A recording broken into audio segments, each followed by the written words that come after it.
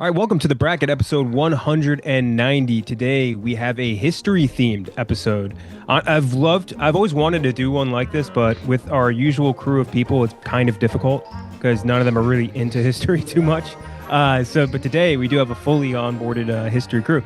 We have Vibbs, who obviously co-hosts Twisted History, and then we got Donnie, who I've been to multiple historical sites now with. White Sox Dave, who's also, you just did like a tour, not just did like a year ago, I guess now, did a big tour of all World War II sites in like Belgium, right? Belgium, and France, Chief, who's also huge into history. So very excited to do an episode where we're going to be sort of evaluating the best empires in history. I'm pumped. Love it. Yeah. Very, very excited. Did you not know this going in? Yeah. I knew it was going to be empires. We've been doing a segment at the end of our podcast called High School, where we all get high and then choose a historical topic to talk about. So love diving deep on stuff like this. Or outer space. Yeah. It does not have to be history. Yeah, that was a trip. Yeah. But before we get to all that, let's talk about game time. Look, you guys, if you watch, listen to anything Barstool, you know everything that there is to know about game time at this point. The NFL is back. Tailgates, packed stands, and that buzz before kickoff. But getting in is a nightmare. Q's Bryce Chumps, getting logged out mid-click. All you want is to be there, beer in hand, losing your voice with the crowd. The Game Time app gives the advantage back to the fans, is the hack for unlocking amazing tickets and experiences in just a few taps. It's incredibly easy to use, and the Game Time guarantee means that you can trust that you'll get 100% authentic tickets on time for the best price. Plus, fees are always included, so what you see is what you pay, which is huge versus some of the unnamed competitors who kind of bait and switch you a little bit on that. And I was just looking for the tickets to the Giants versus Chargers game. They're playing in MSG. That would be kind of hard, honestly, if they were playing in MSG. They're playing in the Meadowlands. Bring back arena football. Bring back arena football in MSG. But me and Clem are actually going to that game together through Game Time tickets. Wow. And I just looked for some tickets right now. I don't know if you can see this. Can't because the green screen is completely. Yeah. Yeah. Got it. You can kind of see it. It's basically right a little bit to the left of the half field. $415 all in the 100 section, which is right there. No bad seats in Meadowlands, okay, I actually said the Meadowlands this time. I didn't say MSG. But you get a great view of the entire game, and you get to watch, if you're a Chargers fan like me, watch a rookie quarterback get his hopes and dreams absolutely destroyed by Jesse Minter's defense. So it'd be a great game to go to. So take the guesswork out of buying NFL tickets with Game Time. Download the Game Time app, create an account, and use code BRACKET for $20 off your first purchase. Terms apply. Again, create an account and redeem code BRACKET for $20 off. Swipe, tap, ticket, go. Download the Game Time app today.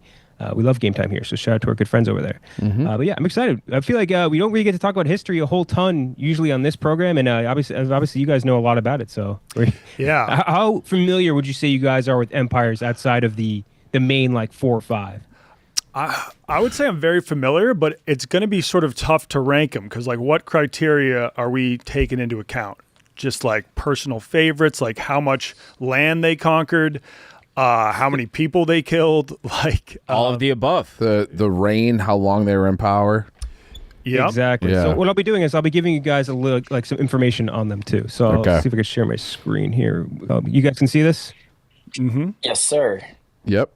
All right, Yeah. cool. Yeah. Then let's start out right away with our 12 versus our 5. 12 versus the 5 seed. Holy Roman Empire, as you can see here, 1% share of the planet's land. Not a lot, especially versus some of the other ones we're going to talk about. Only 4% share of the world's population at its peak. And all these are like peak numbers, as you'll see. Lasted 1,006 years, which is way longer than I thought going into this. Yeah, me too. They were mostly defensive. They didn't really destroy any other empires. And their biggest battle, as you can see here, Battle of Lechfeld, which is when they defeated the Hungarians. There's like the last wave of all of the like nomadic from the more western area, like tribes coming in and invading Western Europe. They defeated the last grouping there. Their biggest ruler would be Charlemagne, who unified Western Europe, kind of ended the Dark Ages a little bit. Yep. And their biggest contributions, they were very early on chemistry and also astronomy. Johannes Kepler, who'd kind of discovered orbits, was from the Holy Roman Empire. So they got some big contribution. You guys mostly know Holy Roman Empire, and I'm sure that common phrase, which is like, what is it? They were neither holy nor Roman nor an empire. Yeah. Yeah, because they kind of just were like, they came after Rome. And they were like, if we want to be legit, we should just start calling ourselves Roman. Right. And they sent Charlemagne down to Rome, and the Pope kind of like put the crown on him. But he had no choice. He was like, I'm going to either like destroy Rome or you're just going to crown me Emperor of the Holy Roman Empire. Yeah. Very interesting. And they unified all the Germans, a lot of the German city states too, which were like, there were a trillion of them. So Yeah. that was also impressive. I guess modern day France and Germany can trace themselves back to the Holy Roman Empire. Exactly. Now we have the Qing Dynasty, which was 11% of the planet by area and 37% of the planet's population, which is insane. 268 years. They defeated the Ming Dynasty in the Zugnar Khanate, which is basically Mongolia, what was left over of Mongolia. And their biggest battle was the Taiping Rebellion, which is crazy. If you guys have never read about the Taiping Rebellion, it's absolutely insane. Shit. I haven't. Can you give us a little? I think it's the second most like bloody conflict in human history. Really? Yeah, like 30 million people died in this. Whoa. Like What year some was this? guy is a random guy. He like in China. He basically said like, yeah, Jesus came and contacted me in my dreams. Oh, I have I'm heard God. of this. It's Yeah. insane. Yeah. So Yep. he led a big rebellion, which they had to put down in like the most bloody fashion ever. Like 30 million people dead, which is insane. Biggest emperor would be Kangxi, who was the longest and most stable emperor during the reign, which is rare in China, as if you read anything in history, very rare. And they discovered a lot with crop rotation, math, science, and they made one of the first medical compendiums, which is also obviously big, just in that field. So the Qing Dynasty versus the Holy Roman. I think the dude who led the Taiping Rebellion, like he was told in a dream that he was the brother of Jesus Christ. Yeah. And just kind of started having these crazy hallucinations and started the most bloody rebellion of all time. I didn't even know that, like, there was knowledge of Jesus over there at that time. This was in like the 1800s. So Okay. yeah, So they had Western influences. Okay. missionaries. Donnie, you lived in China. Are there like a bunch of plaques and stuff everywhere, like talking about the history of China? Because I know the government likes to like stay on top of what people know and everything. Is it like America where you like, oh, hey, this is where George Washington spent his teenage years? I mean, there's a lot of important communist sites, which you can like see, like the site of the first Communist Congress. But if you go to Beijing, I mean, they still have the Forbidden City well preserved, which is where the Qing emperors were, where a lot of the emperors were. But yeah, they do. I'm sure there are certain parts of their history that they have just kind of tried to erase, or at least don't glorify. Okay. Bibbs, I didn't realize you said plaques. I thought you said blacks. I thought there's just black people walking around giving people history of. There are some blacks in China. Yeah, Like, what the just fuck? like the Bibbs? United States. Yeah. Let's start out with you, though, Donnie, as a resident China historian. Qing Dynasty versus the Holy Roman Empire. What do you think was the bigger, or the better empire? I got to go Qing just because of what you said. Holy Roman Empire wasn't holy, wasn't Roman. I'll give it the fact that it was an empire, but yeah, we're gonna go Qing. I mean, Qing shat the bed towards the end, I think. Was Qing like the last empire in China before it went? Yeah. Okay. Yeah. They shit. So they kind of oversaw the like downfall of China. I think actually when like Qing was in power, that China went from like the most powerful country in the world to then like 1912, where they had just gotten like owned by a lot of European countries. This is like the Opium War era too, right? Yeah, and Japan. So now actually, if you had named another Chinese dynasty, I would have gone that. But Qing kind of shat the bed for the Chinese, and Holy Roman Empire is kind of why France and Germany exist as nations. So now, yeah, you got me second guessing myself. I'm going to Holy Roman Empire. Ooh, swap over to the 12-seat Holy Roman Empire. How about you, Dave? This is a tough one for me. I don't know a whole lot about the Qing Dynasty or the Holy Roman Empire for that matter, but I'm reading right now that at its peak, the Qing Dynasty controlled 30% of the entire world's GDP, which is just absurd. Absurd. Well, like what is America today? The American Empire today, what is it? A couple percentage points? We better be the 1 seed on this shit too, by the way. I So agree. we'll talk about that. We'll talk about that in a bit, but and I'm reading that the Holy Roman Empire was more of a cultural hub than a like the saying goes, it's not an empire. So on that note, I think if we're just sticking to the sheer definition of empire, then I'm gonna go with the Qing Dynasty, because even though that it has, the Holy Roman Empire has so much influence on Western culture today, France, Germany, other Western European, and probably America as well, it wasn't really an empire. So 1-1 right now, Chief. I'm going Holy Roman Empire. The length of over 1,000 years, that plays for me.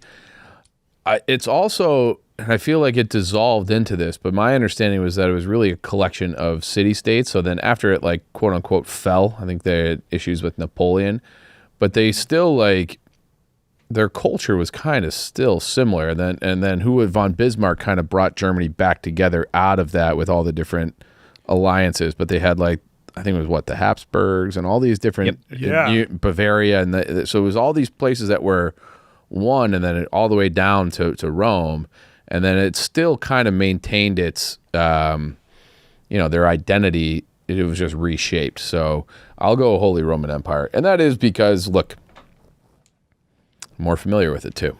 Yeah, I mean, I think the Austro-Hungarian Empire can probably trace its roots. I'm sure the Holy Roman Empire, and they were around up until after World War I. Yeah. Yep. So 2 for the Holy Roman Empire, 1 for the Qing. How about you, Vibbsy? Man, I'm torn on this one. I want to say Qing, but the Holy Roman Empire looks. I feel like it's so easy to invade because it's got like France and Germany. It's very flat for most of it. But I'm going to go Qing because the Holy Roman Empire is putting up rookie numbers. 1% of the planet. Come on. You can do better than that. So that means we're tied up, and I think my vote, not to be too heavily influenced, but I think I'd go Qing on this one by familiar relations. Kenjac loves his Asians. Yeah, I've been corrupted. But the Qing dynasty, like if you look at it again, it's 268 years, way less than Holy Roman Empire, but like their contribution was bigger, and like their population size was humongous. The amount of land that they covered is crazy. Like you were just saying, Dave, like they owned that percentage of the GDP at a time where like the rest of the world, like especially in the 1700s, they were owned everything. The rest of the colonial powers, they owned everything, and still China was that influential. So I think that is a big factor. It is crazy because sometimes I think of like, how do you keep people in communication? Like if these people are way out in the the country of China, central China, and it's like what type of communication do they have with like whatever the capital city and the rulers are? Like it's got to be just so impossible to keep that. Yeah. Pony Express, I think for the peasants, like it didn't really matter who was in power. Yeah, probably their lives didn't change at all. Yeah, as long as whoever like someone in your ethnic group is in power, you're safe. But as soon as that swapped, then you were kind of in trouble. Mm-hmm. Yeah. So now we go over to the 4 seed versus the 13 seed. So we were just you just mentioned this a little bit ago. It was kind of difficult with America to kind of figure out how to include us here because like I would say by most classical definitions we are. But by other ones, we aren't. Like we don't have an emperor, we don't have a sole ruling like power, or anything like that. But at the same time, like we totally are. We have military bases across the entire planet. We run the hegemony of the planet. Yes. Like we defeated multiple empires, like you're seeing here, Nazi Germany, Imperial Japan. Like D-Day is us. Like all these scientific inventions are us. Like we are the number one top dog, and we kind of have been, especially for the last, I would say, since 1900, roughly around, like where we start taking over more territory outside of our continental U.S. Yeah. Like we are an empire, and we have been the top dog for over a century, in a century where everyone else has been catching up to us scientifically. So you could say in 1776 that was a 1 versus 16, huge upset. Big time upset, yeah. Yeah, so add the British Empire to Empire's destroyed because they were never the same. So not destroyed because they kept going for another like 200 years. They were never the same. Yeah, they were never the same. To be fair, USA had the help from France and Spain during the Revolutionary War. And they also kicked our ass in War of 1812. So I don't want to talk about too much, but it's just throwing it out there. They got a good punch in with burning down the White House, but I don't know if they kicked our ass. I got to fact check myself from the last slide. Currently, just by one Google, I haven't looked into it too much. The United States accounts for approximately 26.2% of the world's GDP as of 2024. So Japan was even more. So crazy. I would have guessed like a couple of percentage points compared to the Qing Dynasty. It's not. It's like roughly the same, which is wild to think about. Mm-hmm. Yeah. I try to do like best and most important leader for all of us. I think Washington is like our most important leader just for like a bunch of reasons. Obviously beat England, like you guys are saying, the 1 versus 16 seed sort of matchup there. But also I think like helping us through that early part of our government where like it wasn't working. Yeah. And coming in and being like, all right, fine, I don't want to be in power, but I will be in power. And then giving up that power when no one wanted him to, like everyone wanted him to stay in power, was also so like it set like a standard for us, which is set the humongous. tone. Yeah, big time set the tone. In the American Empire, which 2% of the planet, 4% of the population, not huge numbers here. Going up against the new kingdom, specifically of Egypt. 0.7% share of the planet. Again, not a lot of land, but 6% of the population, 473 years. Defeated the Kingdom of Kush. Shout out Barstool Kush, wherever they are, which was a big group at that time. Biggest battle was the Battle of Kadesh, where they defeated the Hittites, and I think kind of like sent them off and on their way. They were never really the same after that, which is the Hittites are cool if you ever look up their history. And they invented the 365-day calendar. They were huge on. They invented a lot of surgery. They invented on a lot of things. The construction, all the monuments they built are insane. A lot of them still standing today, like thousands and thousands of years later. Fascinating empire. Possibly. Yeah, possibly, unless the aliens did it. Unless someone else did it long before them. Yeah. They're living in the same spot. Starting off, I guess since we're reversing it, between these two, it's just I have to, even though this is like the earliest, I think, empire we have on here, I think I would go with America, just because it's us, dude. There's no competing with the top dogs. I love how you have the Philippines on the map. You probably got Guam and Midway and all those little isles out there in the Pacific, because we are Cuba. I was gonna say, you got Cuba. We do have a base in Cuba. You could probably consider all of Europe. I think that Spanish-American War, like we should have just annexed that way back and made them stay way back when. Would have saved us a lot of problems. Probably, yeah. Mm-hmm. Didn't we try to? Or because like right after the war, Cuba was just like U.S. territory. It was right? just ours. Yeah. The Philippines too. Yeah. But then like they started fighting a guerrilla war against us, which sounded pretty brutal. Yeah. One of my favorite Philippine stories is they like the Colt 45. Yeah. Like the gun. That was basically invented because of that war, because we were fighting these Filipino guerrillas that were like all like hyped up on, like, I think they were chewing cat or like some cocaine leaf thing that was like making them like psychotic. And we had a smaller caliber pistol that our army was equipped with, and a rifle too. So you'd shoot them and they just wouldn't even react. And they just keep charging with fucking machetes. So they had to invent a gun with like higher stopping power, or caliber with the higher stopping power. Yeah, I remember hearing that about 28 days later. About exactly, 28 days later stuff. Yeah. I think it was still Colt, but it was the Colt revolver is how we finally beat the Comanches in Texas and Oklahoma too, because it was just like we couldn't get off as many shots as they could with their arrows, and they were like incredible at horseback. So it wasn't until like an advancement in technology that we were able to knock those guys out. Yeah, that you could just shoot 6 shots back to back. Yeah. Yeah. So we are right now 1 vote for the American Empire. Vibbsy. Listen, I want to take America. It's us. We're the best. I think the Egyptians have built some cool stuff, but we've done even greater accomplishments. The Panama Canal. Great call. But Hoover Dam. Egypt has mummies. We never did mummies. If there was like a mummified Benjamin Franklin somewhere, I'd pick them. But I'm taking Egypt just because of mummies. Mummies are sick. That's fair. That's a great point. Fair.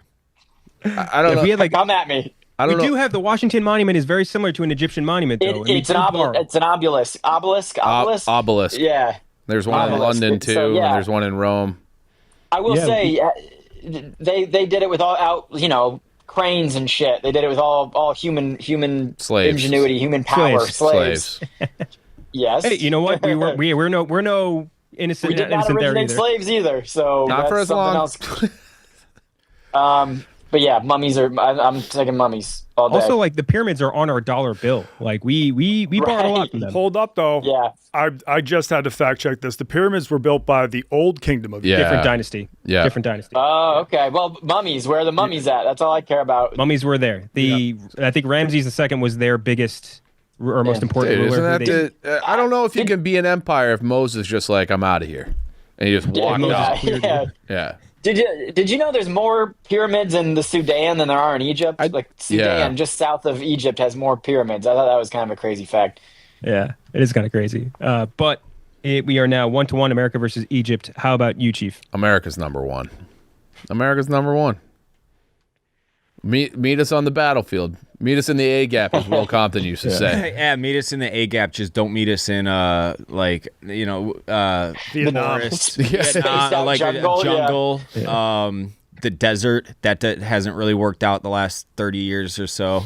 The mountains of Middle East, I guess, in Afghanistan hasn't worked out. But yeah, we'll meet you in the A gap.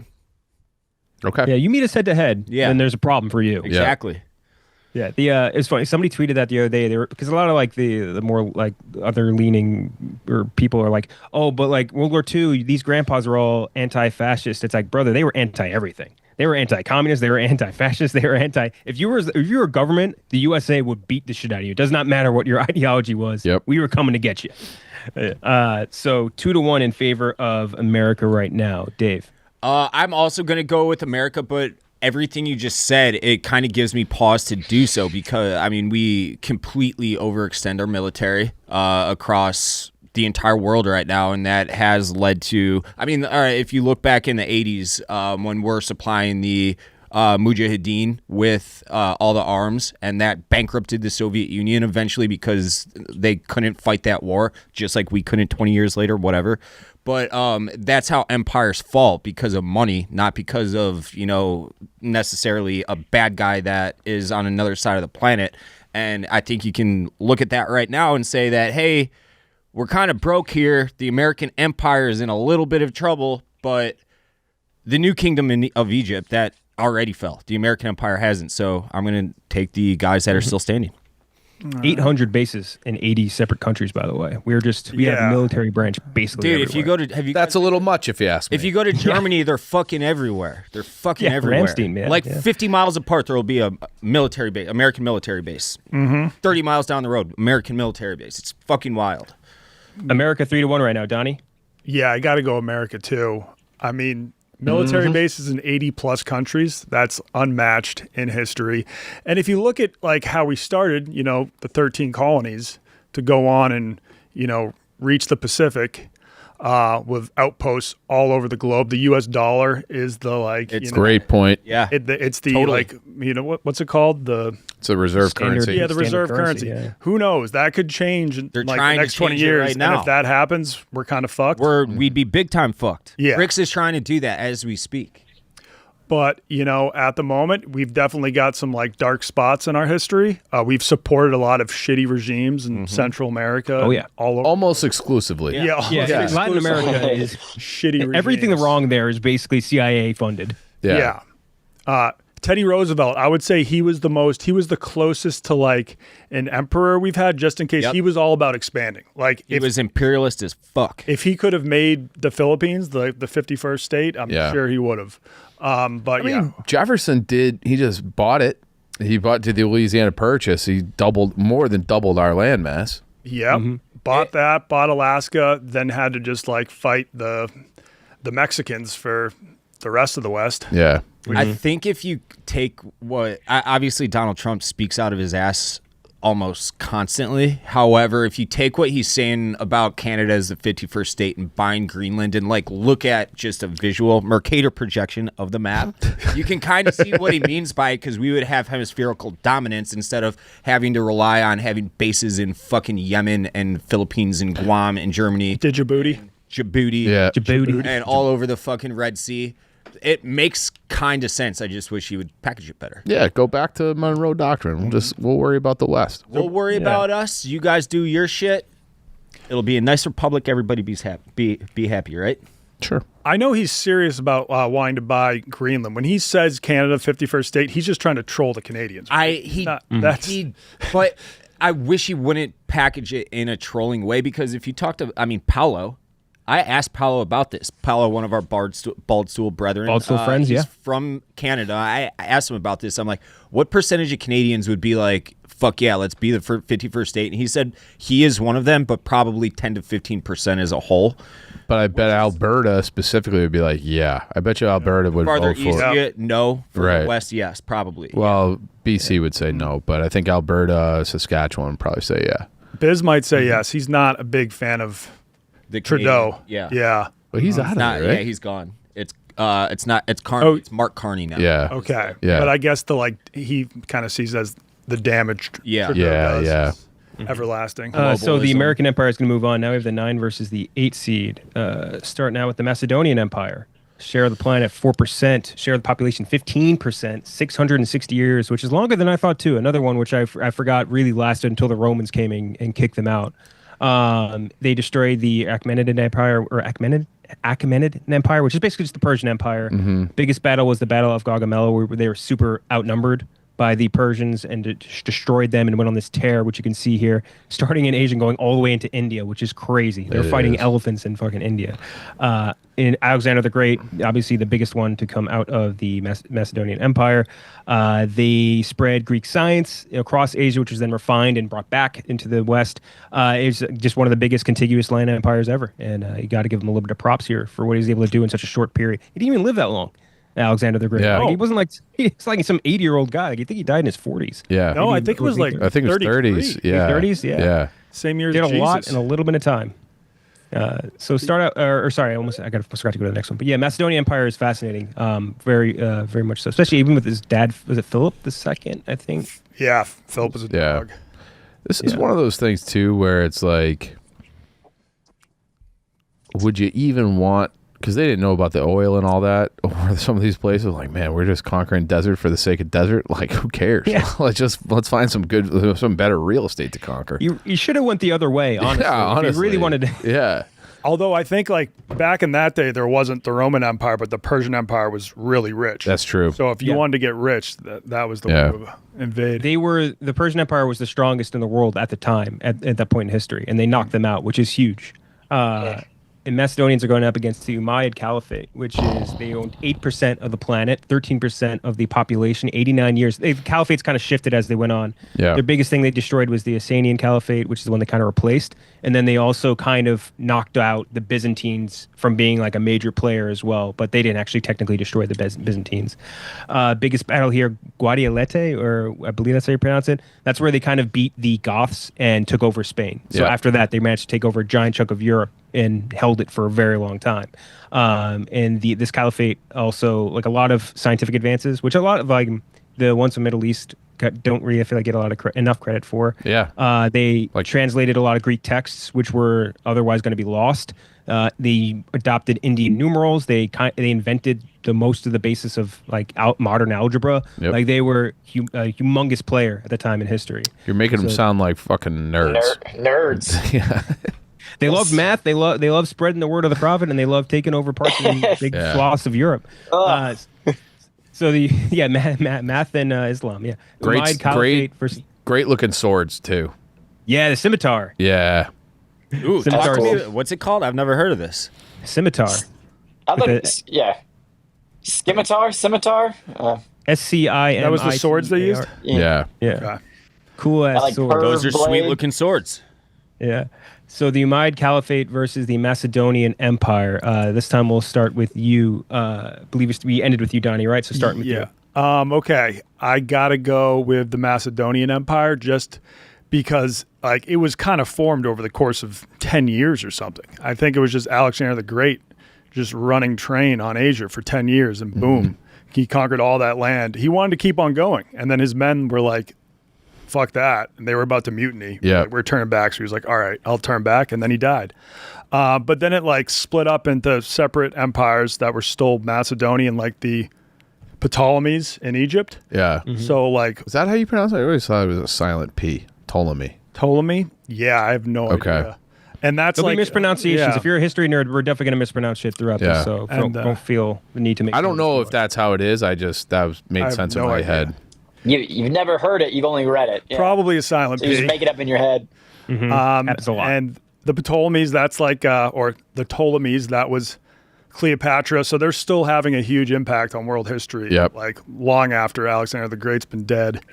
And yeah, they were the underdog by far. There was kind of just a bunch of separate Greek city-states. Alexander's father conquered them all and united them and was like, we're going to war on Persia as like revenge for when Persia invaded Greece and somehow won. So that's my vote.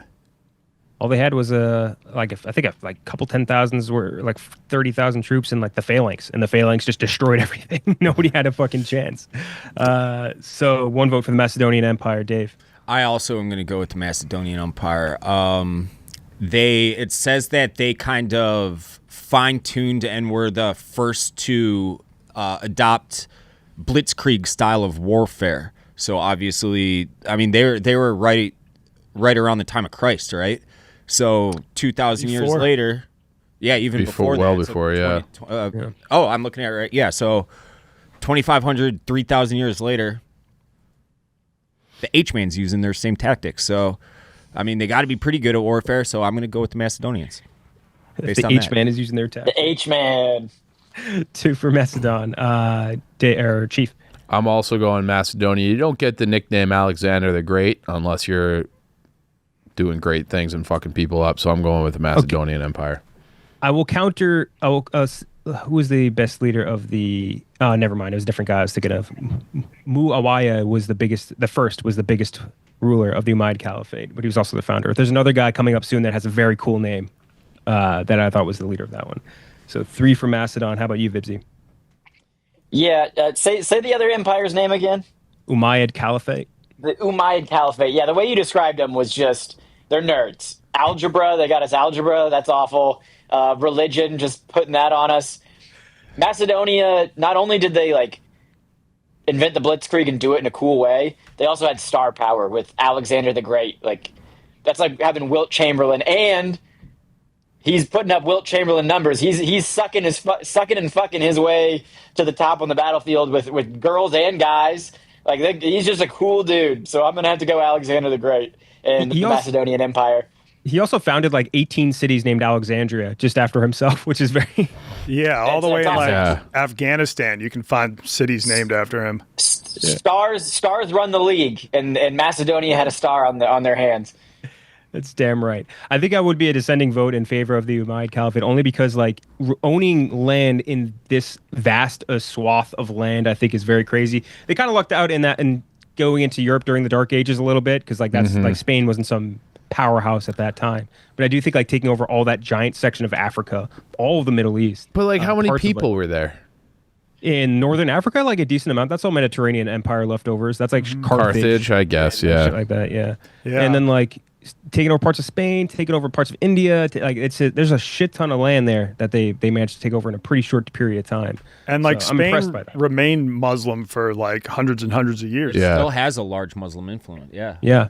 Took a long time to kick them out of Spain too. So there's going to be the Macedonian Empire. Moving on. Shout out to Alexander the Great. That is a great point, Vibbsy. Star power does in fact run this league. Now the number 1 seed's the British Empire. There's just nothing you can really do about it. Just pure numbers. It's insane. It's like the statistical nightmare to look at if you're trying to put them up against anybody else. They own 26% of the planet. Their landmass at one point, 23% of the world's population, 414 years, ended a series of empires, the Mughal and Martha Confederacy in India, which were huge powers in in Asia, I guess at the time. Destroyed them both. The Zulu, the Ashanti empires were also big in Africa. Most important battle was Waterloo, obviously defeated Napoleon there. They also, I guess like the biggest ruler you could get there is Victoria, only because she ruled England during like their height, their peak. Absolute and total heights. Scientific revolution and the Enlightenment all kind of start there. They invented vaccines. They invented antiseptics. They invented like so many. They invented crazy, America. John Locke invented America. Invented America. Yeah. Damn right. Yeah. Among many other things. I got a question though. Why do you say the British Empire ended in 97? What was significant? They say 97 because I guess it's when they gave up their last like colony. That was like, was that Hong Kong? Was that the Hong Kong year? It was probably the Hong Kong Yeah, I changeover. thought Hong Kong was like makes sense. 1990, but yeah. Yeah, I thought it was 90. Go ahead. Rush Hour 1, there's a big plot about the Hong Kong changeover, and I believe that was 97 or 96. I don't know if that's... I'm Googling right now. You could be right. It was, yeah, because they had the thing that said they could only have it for 99 years, and they had to give it up. July 1, 1997. Okay. 97. So There that you doesn't make go. sense for this. So yeah, I mean, the British Empire, they're a 1-1 for a reason. It's pure numbers. It's a statistical nightmare, right? Like we have to have them as the one. Yeah, and the when you have an expression that says the sun never sets on the Yes. British Empire, meaning, I mean, you look at it, it spans the entire globe. So at any given time, there's going to be daylight on something you own. That's pretty impressive. Yeah, British Empire is And they're a tiny. It's a tiny little island, man. Look how much shit they had. Navies matter. Navies matter. Control the seas, control the world. Yep. Who are they going up against, though? This is going to be a bloodbath. Maybe not. Yeah, Maybe So not. The Yuan dynasty. Which Get was their Kublai, get their ass out of here. Get him. Wait, no, that's Kublai actually a great one. Kublai Khan's dynasty in China owned 8% of the planet, 20% of the population, 108 years. They destroyed the Song dynasty, which is one of like the last huge pre-Mongolian, or I guess kind of during Mongolian dynasties. Biggest battle was the Battle of Yamen, which is, I believe, the last battle they had versus the Song dynasty. Kublai Khan was their biggest leader, and they also like were very opening to foreigners, if I remember reading right. Like they let basically everyone come in and they just adopted everything from everybody. So they had highly accurate calendars, star charts, information. That's where Marco Polo, he went to the Yuan dynasty, Interesting. and he met Kublai Khan. I think they were the first ones to use paper money, maybe. Yeah, I think they were. They also read that. helped introduce paper everything to the West in general too, like printing press stuff, if I remember right. Interesting. That's a lot of yeah, good stuff. That is a lot of good Yeah. stuff.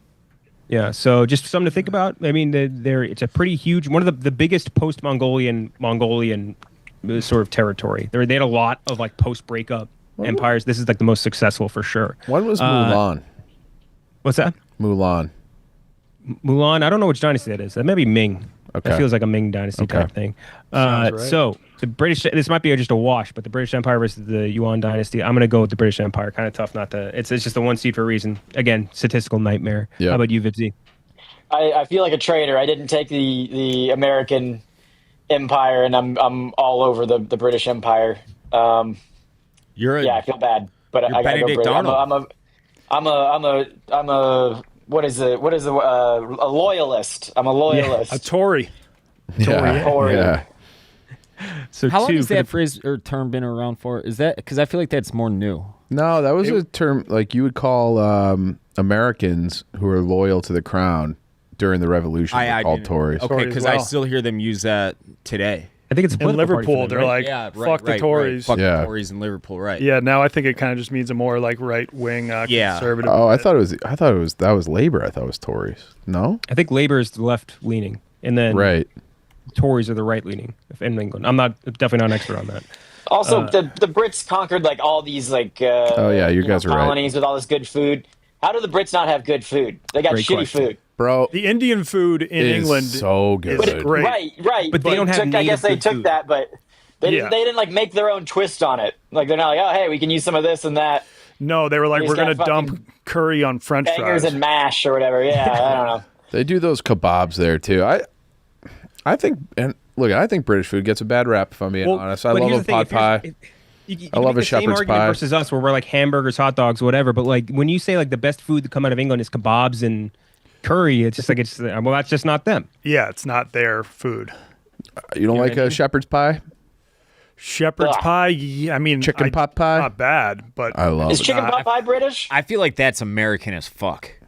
I feel like Super shepherd's the roof? pie is Irish, but I don't know. I mean, fish and chips, like I Yeah. think Brits were the ones that put fish and chips on the map, but which is That's good. deep But fried fish. Yeah, it's it's not like- anything special. We could make that on our own. yep. Chicken pot pie was evolved from an ancient Greek and Roman meat pies. I do see it as saying pot pie specifically coming from England. So I guess you can give them right. you can give them benefit of the doubt on pot pie. I'll give him pot pie. They also do those pasties. You guys know what the pasty Yeah, they're is? okay. I think those are pretty good as a breakfast option. So 2 votes for the British Empire right now, Chief. England, British Empire all day. This is a tough one, Dave. I'm gonna go with the Yuan Empire. Because we're talking about the Brits right now, I feel like I could legally say this. They're a bunch of cunts. I mean, even going back towards to the end of their empire, if you look at what Winston Churchill and the British did to the Bengals to help finance and feed their soldiers in war, they were a bunch of cunts. They killed a bunch of people, and I don't know, fuck them. They're doing it to Ireland too. Like they're doing it to their own. Oh, their own yeah. people, I didn't even talk about Ireland. They had like Irish slaves, right? Oh yeah, ton. They were also they did end slavery. First to do They that. were one of that the is true, first, that's yeah. for sure. Yeah, and they used their navy to enforce it kind of throughout the world. So they kind of were like, we after the Enlightenment were like, we can't do this anymore. They don't get enough credit for all the ending empires you're going slavery. to see on here. They're not clean records. There's no such thing Correct. in any of Yeah. these. Yeah. Keep that in mind. So we're 3 for the British, 1 for the Yuan. How about you, Donnie? I'm going the Brits. Just they kind of controlled like all the most strategic places on Earth, like Gibraltar. They just randomly they control that, even though it's part of Spain. Hong Kong, Singapore, like those Straits of Malacca, like every strategic kind of funnel point around the globe. They're like, we're just going to take that. Yeah.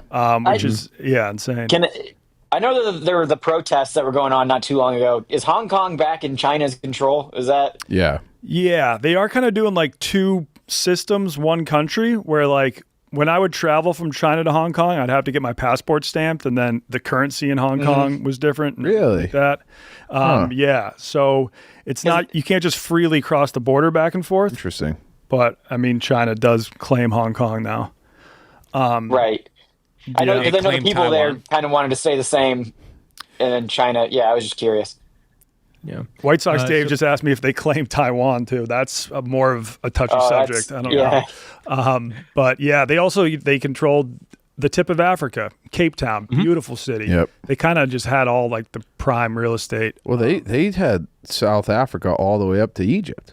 Like they had they were going to build that transcontinental roads. Yes, and he named a country after himself, Rhodesia. But they were going to have one train and just run it from basically the Nile all the way down to South Africa. You can see it. You could do all and entire the fact that they lost the Revolutionary War, some people are like, oh, the empire's fucked now. They just rebounded and were like, oh, well, you take America away from us, we're going to conquer all of India and Australia and New Zealand. So, we're going Brits. Shout out to the Brits on that one. It's also still kind of crazy to me that they have like the Commonwealth, where like Canada still contributes, and Australia and New Zealand, they still pay back, small, but still pay a tax back to the Queen or the King now. That is wild. Yeah, and they typically fight alongside wherever England goes. Like they're like, oh yeah, well Anzac's coming with you, buddy. Yep. Like they're just there. Yeah, something I didn't know when I was in Canada. The Queen is on their money. Yeah. I was like, don't you have a more important Canadian to put on your money? Wayne Gretzky. Yeah, Justin Bieber. that would make more sense than the Queen of England. But, Put Drake on this $16 bill. I've never asked a Canadian about that. Like, what are their thoughts to England because of all of this? Because like we have a very clear and precise cut in our history from them. Yeah, they're still kind of ambiguous, but they still will send like members of the royal family every so often to these different on the places. Tour. Yeah.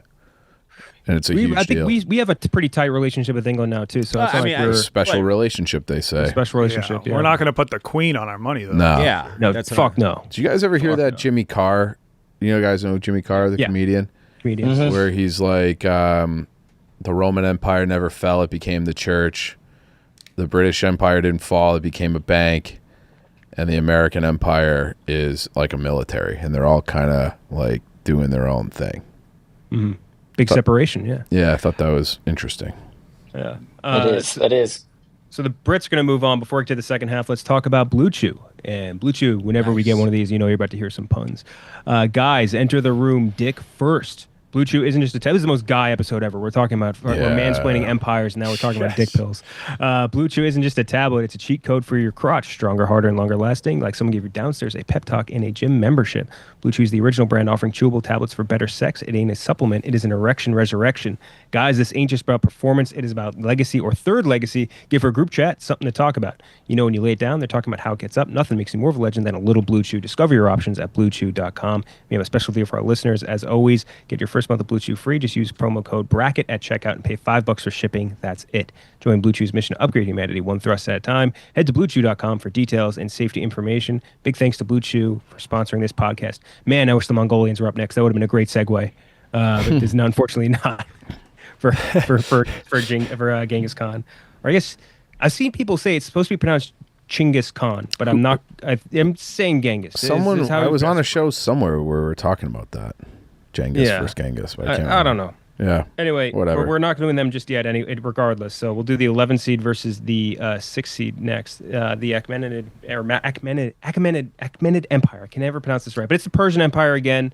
4% of the planet, 12% of the world's population. 220 years. They defeated Neo-Babylon, the Lydian Empire, the Median Empire. Most important battle was the Battle of Opis, which was where they defeated the Neo-Babylonian Empire. These guys, I think their biggest thing that we kind of know them for is getting defeated by Alexander the Great.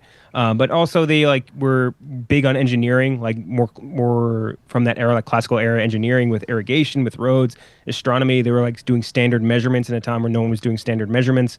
And they owned like this giant tract of land. Most of these empires do seem to get this Mesopotamia area at some point.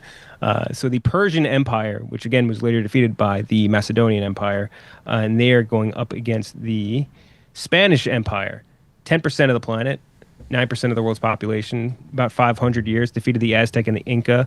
Biggest battle was the Battle of Tenochtitlan, which was when they basically ended the Aztecs. We just did a whole ass deep dive on the Battle of Tenochtitlan on high school, last week, right? Yeah. It's fascinating. They were big on they learned a lot on navigation, obviously discovered America during the Spanish Empire. It was kind of like the start of it. They introduced a lot of different foods and animals to Europe. They introduced, I guess, Christianity to the Americas. They did a lot of crazy things, and they owned, as you can see here, just such a giant chunk of land for such a tiny country. So the Spanish Empire versus the Persian Empire, starting with you this time, Donnie. Here's the thing. Like, the Spanish Empire, they obviously did horrible things in the Americas, horrible things.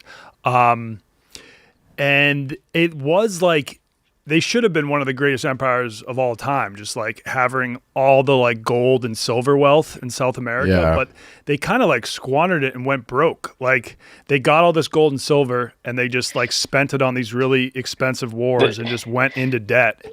They MC hammered it. Yes, yeah. It's like they kind of dropped the ball. And I think they brought back so much gold and silver from the New World that it caused crazy inflation in Spain and fucked up with the economy. and the rest of Europe. Yeah. The Persians, I don't know as much about.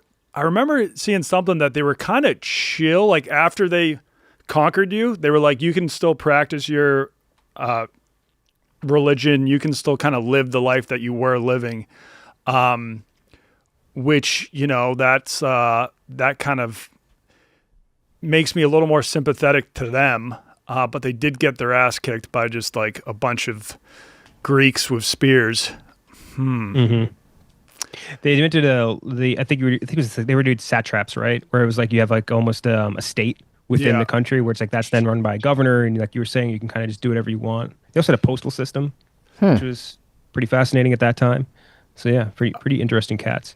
But so sorry, which one are you going for? I think I am. I completely disavow a lot of what the Spanish Empire did, a lot of what all these empires did, but I think I got to go Spain just because they were the first kind of like discover and settle the New World. So they're why America exists today.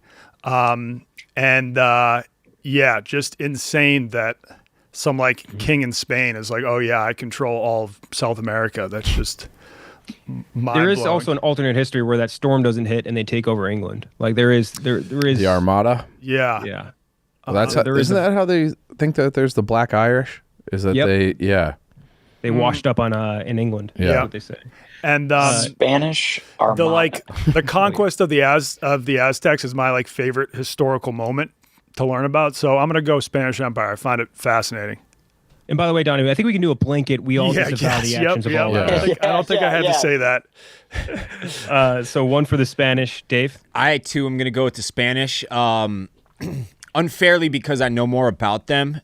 But when we're ranking empire versus empire, I think how savage they were goes into how great they were in a weird way, almost. You can't be an empire without some bodies being left in your wake. And there were a lot of bodies left in the Spanish Empire's wake. So sheer just military might, I'm going to go with the Spanish Empire. Yeah, and the very first global empire of all time. Mm-hmm. And we also kicked their ass, by the way, and to add on to that. Yeah. We whooped them. Whooped them good. And with TR. 2 for the Spanish Empire. Chief. I think there's something to be said for adventure and conquest where it's like we're going to sail around the world and we're going to go to the west coast of both of these places, North and South America, with limited forces and take down these other very powerful empires like the Aztecs and the Incas. Like if you look at these ancient ones from, Central Asia and, Mediterranean, those are changing hands a lot, those empires. It's kind of back and forth. You knew the landscape, you knew the lands.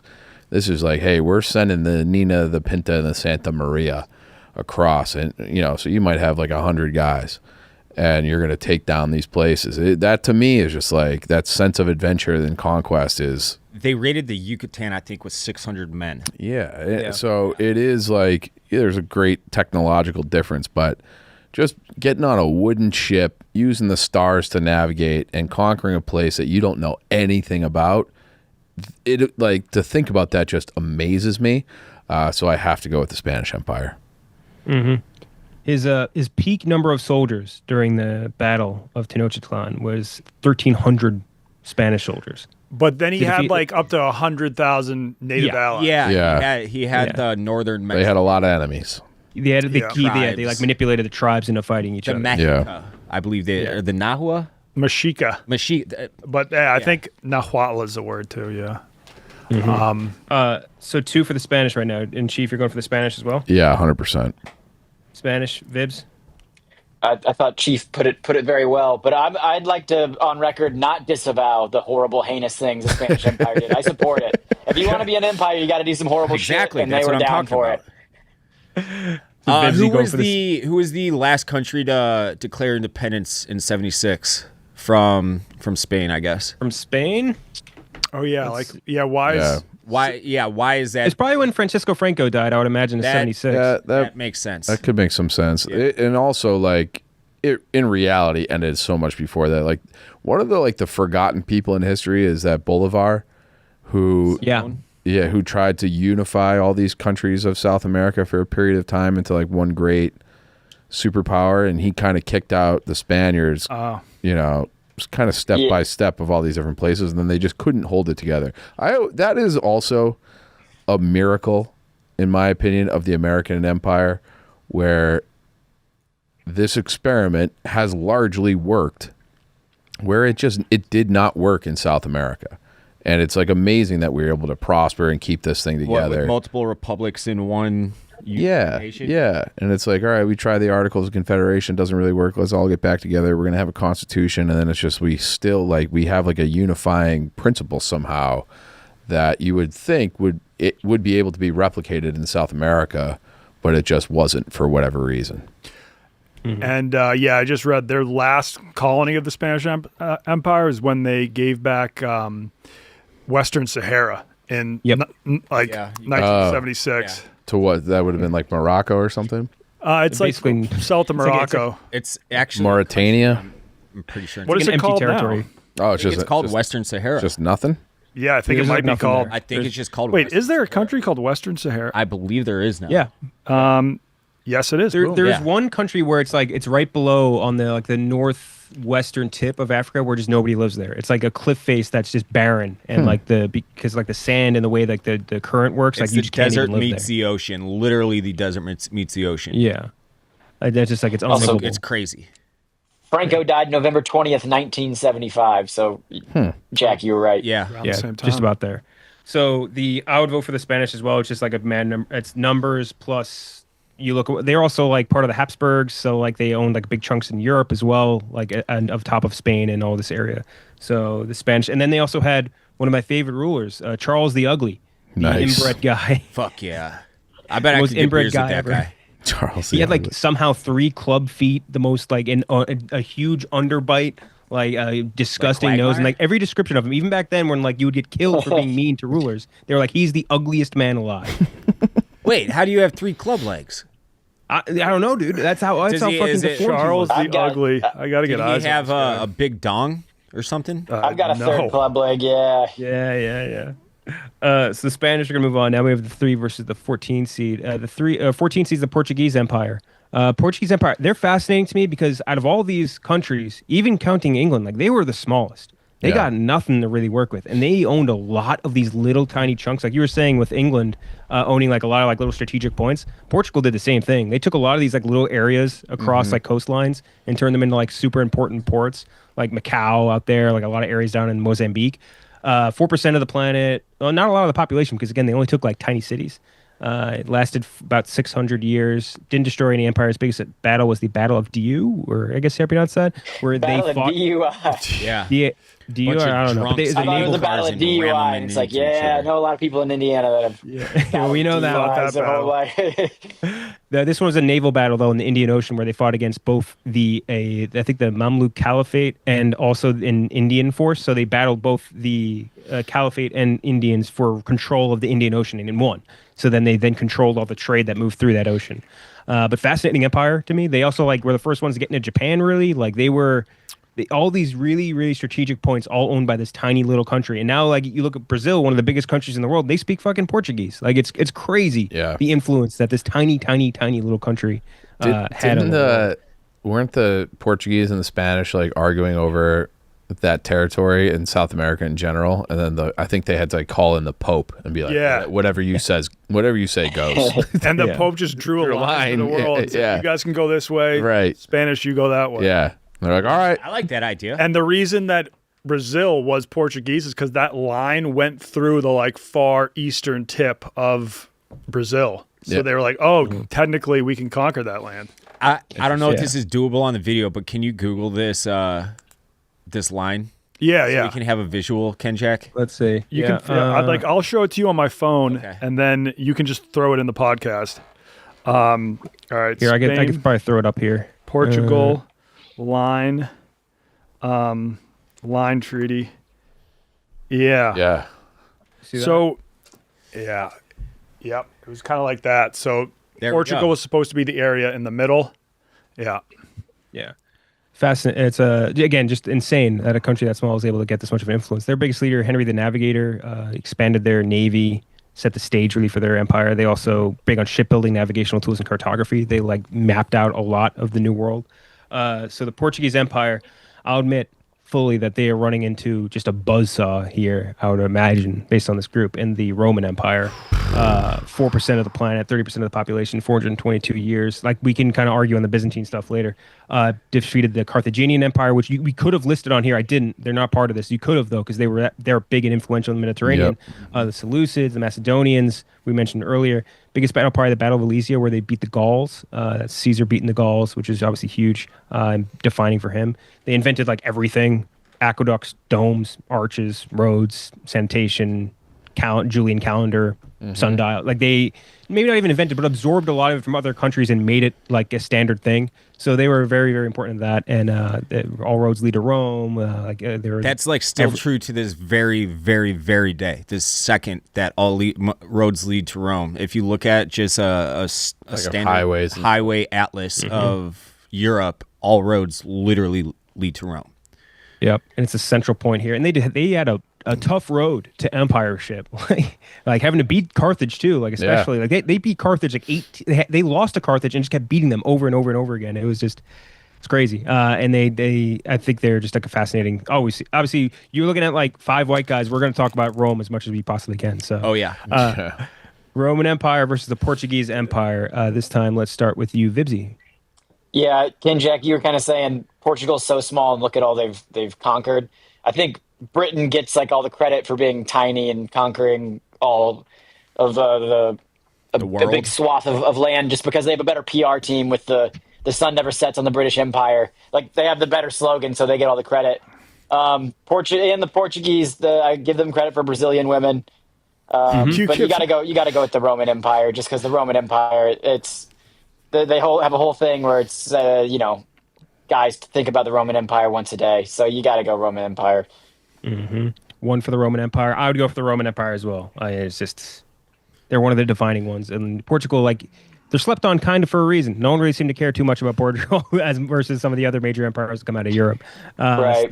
How about you, Chief? I mean, Portugal is playing a cupcake schedule. They didn't defeat any other major empires. You look at they have these little dots, which is not a lot of land mass outside of Brazil. I mean, that's kind of what the American Empire is as we speak, though. Yeah, but we're doing it differently, and We got more swag. more. And it's we could fuck anybody up anytime we wanted. I don't really. From And we the have homeland. we beat top seeded teams. Yeah. Throughout our history. Right, and it's just I don't know, Portugal, nice job, but you didn't schedule anybody. And I feel like if you're looking at the Roman Empire, like that's a way better, like your Carthage, Macedonian, they go down to Egypt. They, they're in the Middle East. They really conquered everything. They got all the way up. You guys, they stopped at what is that? Hibernia's Wall? Hadrian's Wall? Hadrian's Wall, and then they called Ireland Hibernia, and they sent like scouts into Ireland, and like fuck no. The feedback was like, we don't want to fuck with these people. These people are savages, so just forget it. We'll stop in England. And same thing with the Scots, which were called the Picts back then, and but like everything else, it was just like whatever they wanted, and that was the known world at that time. Like, this is like as far as we can go, really, and we're gonna just conquer everything around us, the entire Mediterranean. Like you said, all the inventions, all the history, the Catholic Church, they eventually did too. So credit to the Roman Empire. Walk through win for them. Mm-hmm. It is a walkthrough win. I am lucky enough to have traveled to two of the capitals of the Roman Empire over the last year, both Istanbul and Rome.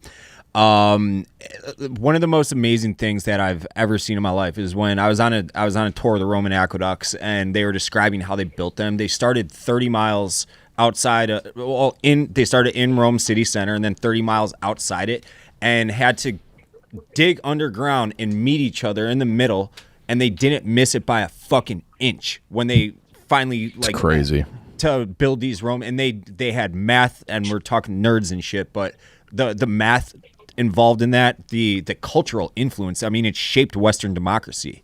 Western, not necessarily democracy, obviously they're empire, but Western values, Western culture. Who was the emperor that we were talking about the other day that he kind of invented fashion? Julius Caesar? It was Julius Caesar, right? Yeah. Yeah. He was the first one to he dress wore his like toga swag. a little weird. Yeah. Very swaggy. They're the 1 seed for a reason. They're not the 1 seed. They are the 3 seed. The 3 seed. Well, they They are should an be a 1 argument seed. for a 1 seed. If we're playing a full 64 team bracket, they'd be a 1 seed.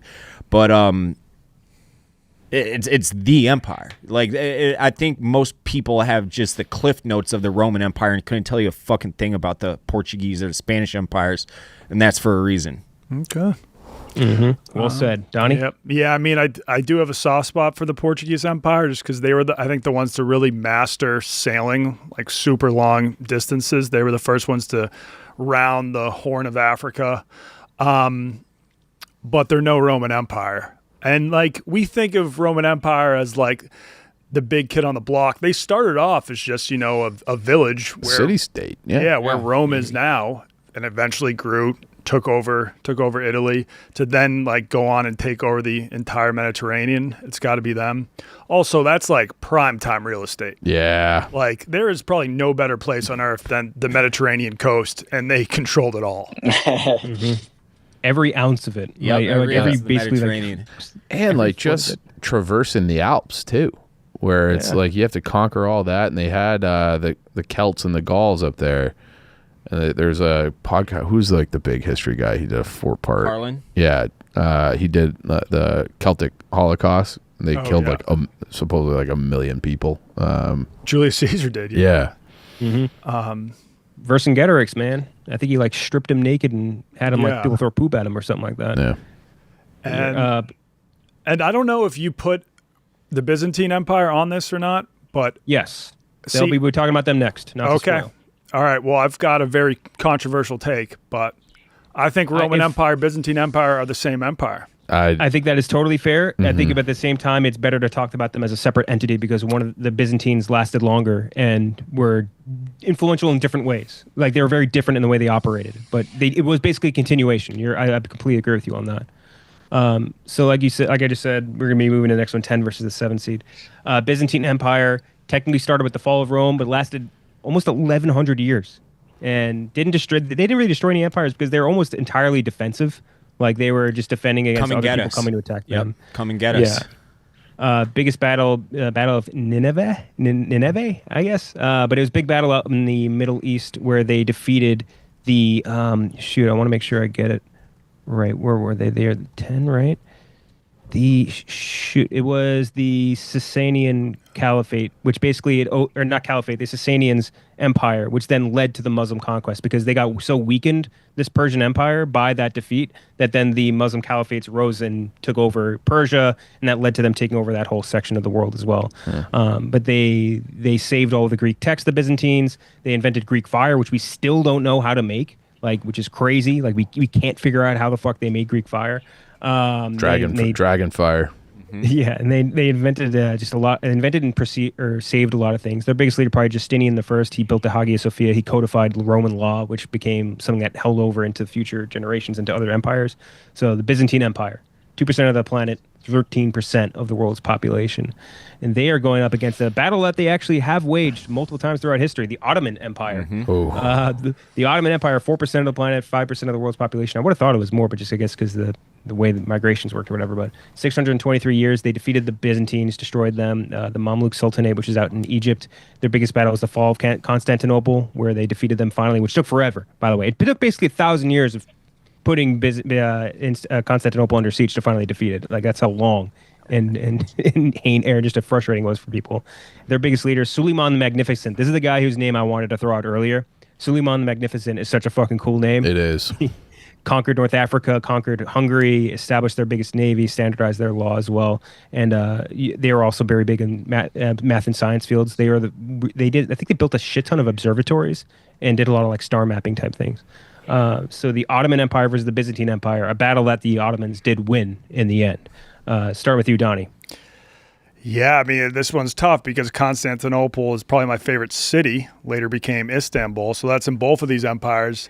I got to go Byzantine, though. I've got a soft spot for them. They were constantly being invaded, but just Constantinople was so hard to invade that even when most of the empire was conquered, they survived.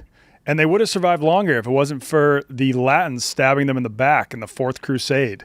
They were like, we're going to go conquer Jerusalem. Hold up. We're going to do a pit stop in Constantinople and just conquer you guys. They're like, what the fuck? I thought we were on the same team here. So, but yeah, the Byzantines, fascinating how long it lasts. Like you can be like the Roman Empire didn't technically end until 1453 and just blow people's minds. And yeah, I mean, that map was at like the height when they managed to even like reconquer Italy. But I'm going to go, just Byzantine, off of like how, what a strong performance Constantinople has put up over the years. You get some hardcore opponents too. Yeah. We're talking here. Some very hardcore opponents. And I think the coolest fact about the Byzantines is the emperor had the, Varangian Guard, which was just very cool. A bunch of like Vikings as it's sick. His bodyguards, because like the Vikings would show up and trade there, and they were like, "Oh, these guys are savages. Let's just like make them, Hire them. Yeah, let's just hire them."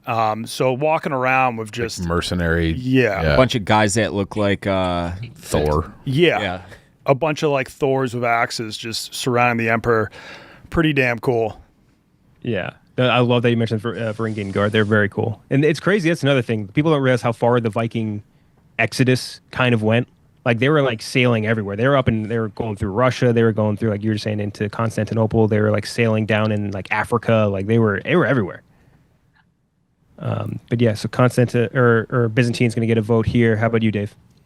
I'm going to go with the Ottoman Empire because like you had so eloquently laid out for us, they won on the baseball field against the Byzantines. Yep. And I mean, what's a better way to say which empire team is better than playing it on the baseball field?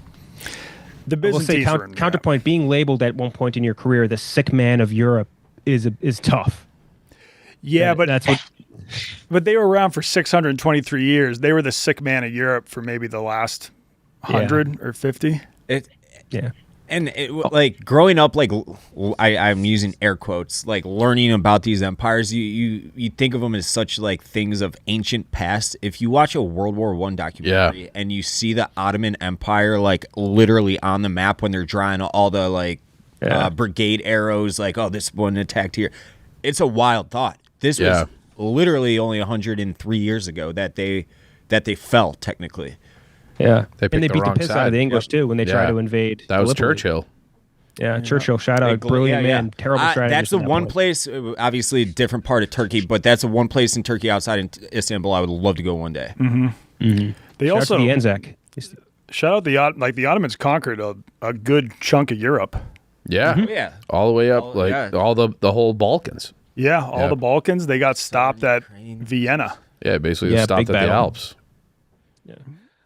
So one vote for the Ottomans. How about you, Chief? I'm going Ottomans too, and there is something like to what Dave's saying about you learn about them in school. Like you see video of them. Yeah, So the yeah. fact that they were around for like some crusades and then they lasted all the way through the end of World War Where there One. was video technology. Right, exactly. Yeah. So like that span. I mean, it's very. I don't know what the word. It's like an arbitrary line, but it matters in my head. That it's like if I can see video of your empire, like that counts for something. So I'll go with the Ottomans, and they won head to head. 2 for the Ottomans, Vivsy? Ottomans won head to head. You got to give them that. But I'm going off of the Byzantine Empire's kind of the Roman Empire light. They're like Notre Dame. They're just a name brand, so they're getting in no matter what. They don't have to have a good record. They're just getting in. Disavow. And they survived. Yeah, I was coming for you, Chief. All right, so that means we're tied up 2-2, Byzantine versus the Ottomans. I do think the tiebreaker here kind of has to go to the Ottomans in that they defeated the Byzantines, and they were the first ones to do it. Although I would agree with you, Donnie, like Byzantines kind of got fucked by their own people on that one to a degree. But like they lasted a long time through a period where there was a lot of expanding colonial empires, and they survived basically all of that for the Ottomans, which is impressive. Lasted through World War I, where they, again, like we were just saying, defeated the English in a pretty major invasion. And I don't know, I'm always been impressed by what they were able to do. Again, another empire, blanket disavowal from all these people and what they did, especially the Ottoman Empire. But I'd take them over the Byzantines.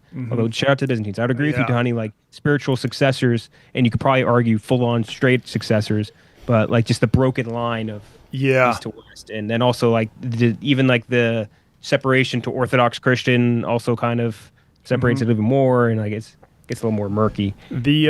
A crazy fact is like at its height, Constantinople had maybe 400,000 people, but when the Ottomans finally conquered it, the population was down to 40,000 people. Wow. Damn. Yeah. It's crazy. 400,000 people, especially even back then, is an insane number to have in a city. Yeah. So now we have the 2 seed versus the 15 seed. The 2 seed is like you guessed it, Mongol Empire. 18% of the entire planet, largest contiguous land empire, 31% of the world's population. Only lasted 162 years, which isn't that long when you think about it. Although the Khanates lasted a lot longer when it broke up into like the Golden Horde and like all these other separate factions. They defeated a lot of empires. If you ever have time to read about it, the Khwarezmian, I think, or Mian or Empire, that the story of how they conquered them is insane. Like Genghis Khan sent traders to this capital, and we're like, hey, or this city, like, hey, we want to trade with you. And the guy that ran the city in this empire had his messengers beheaded and sent back to him.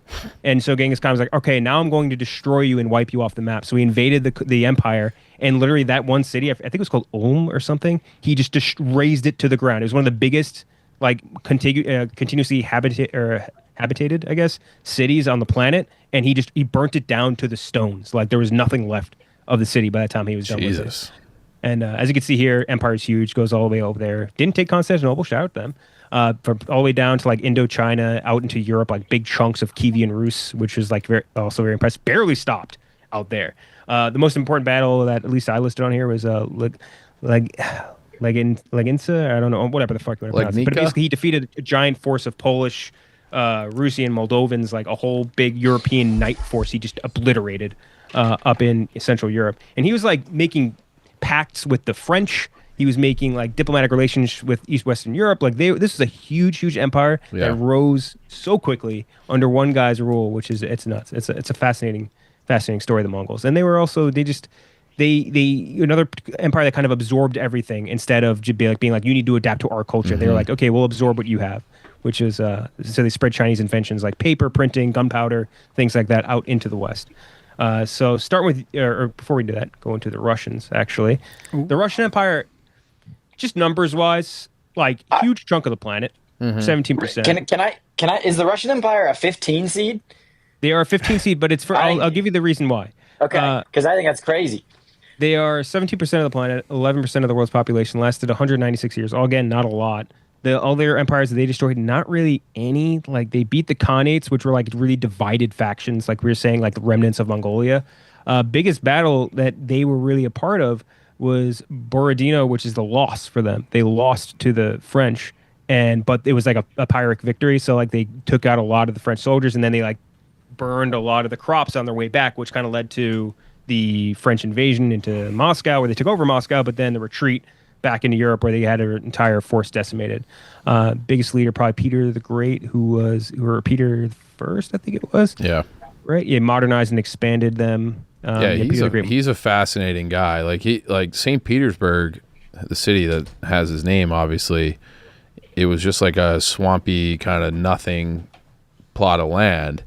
But he had traveled around Europe and was like, we need a navy, we need a port city, and he just built it for fun, basically, and to like establish a big cultural center too. Like they invented the periodic table of elements in Russia during his time period. A lot of writers and composers came out of the Russian Empire too. Dostoevsky, Pushkin, Tolstoy, Chekhov, Tchaikovsky, like a lot of like very important cultural figures.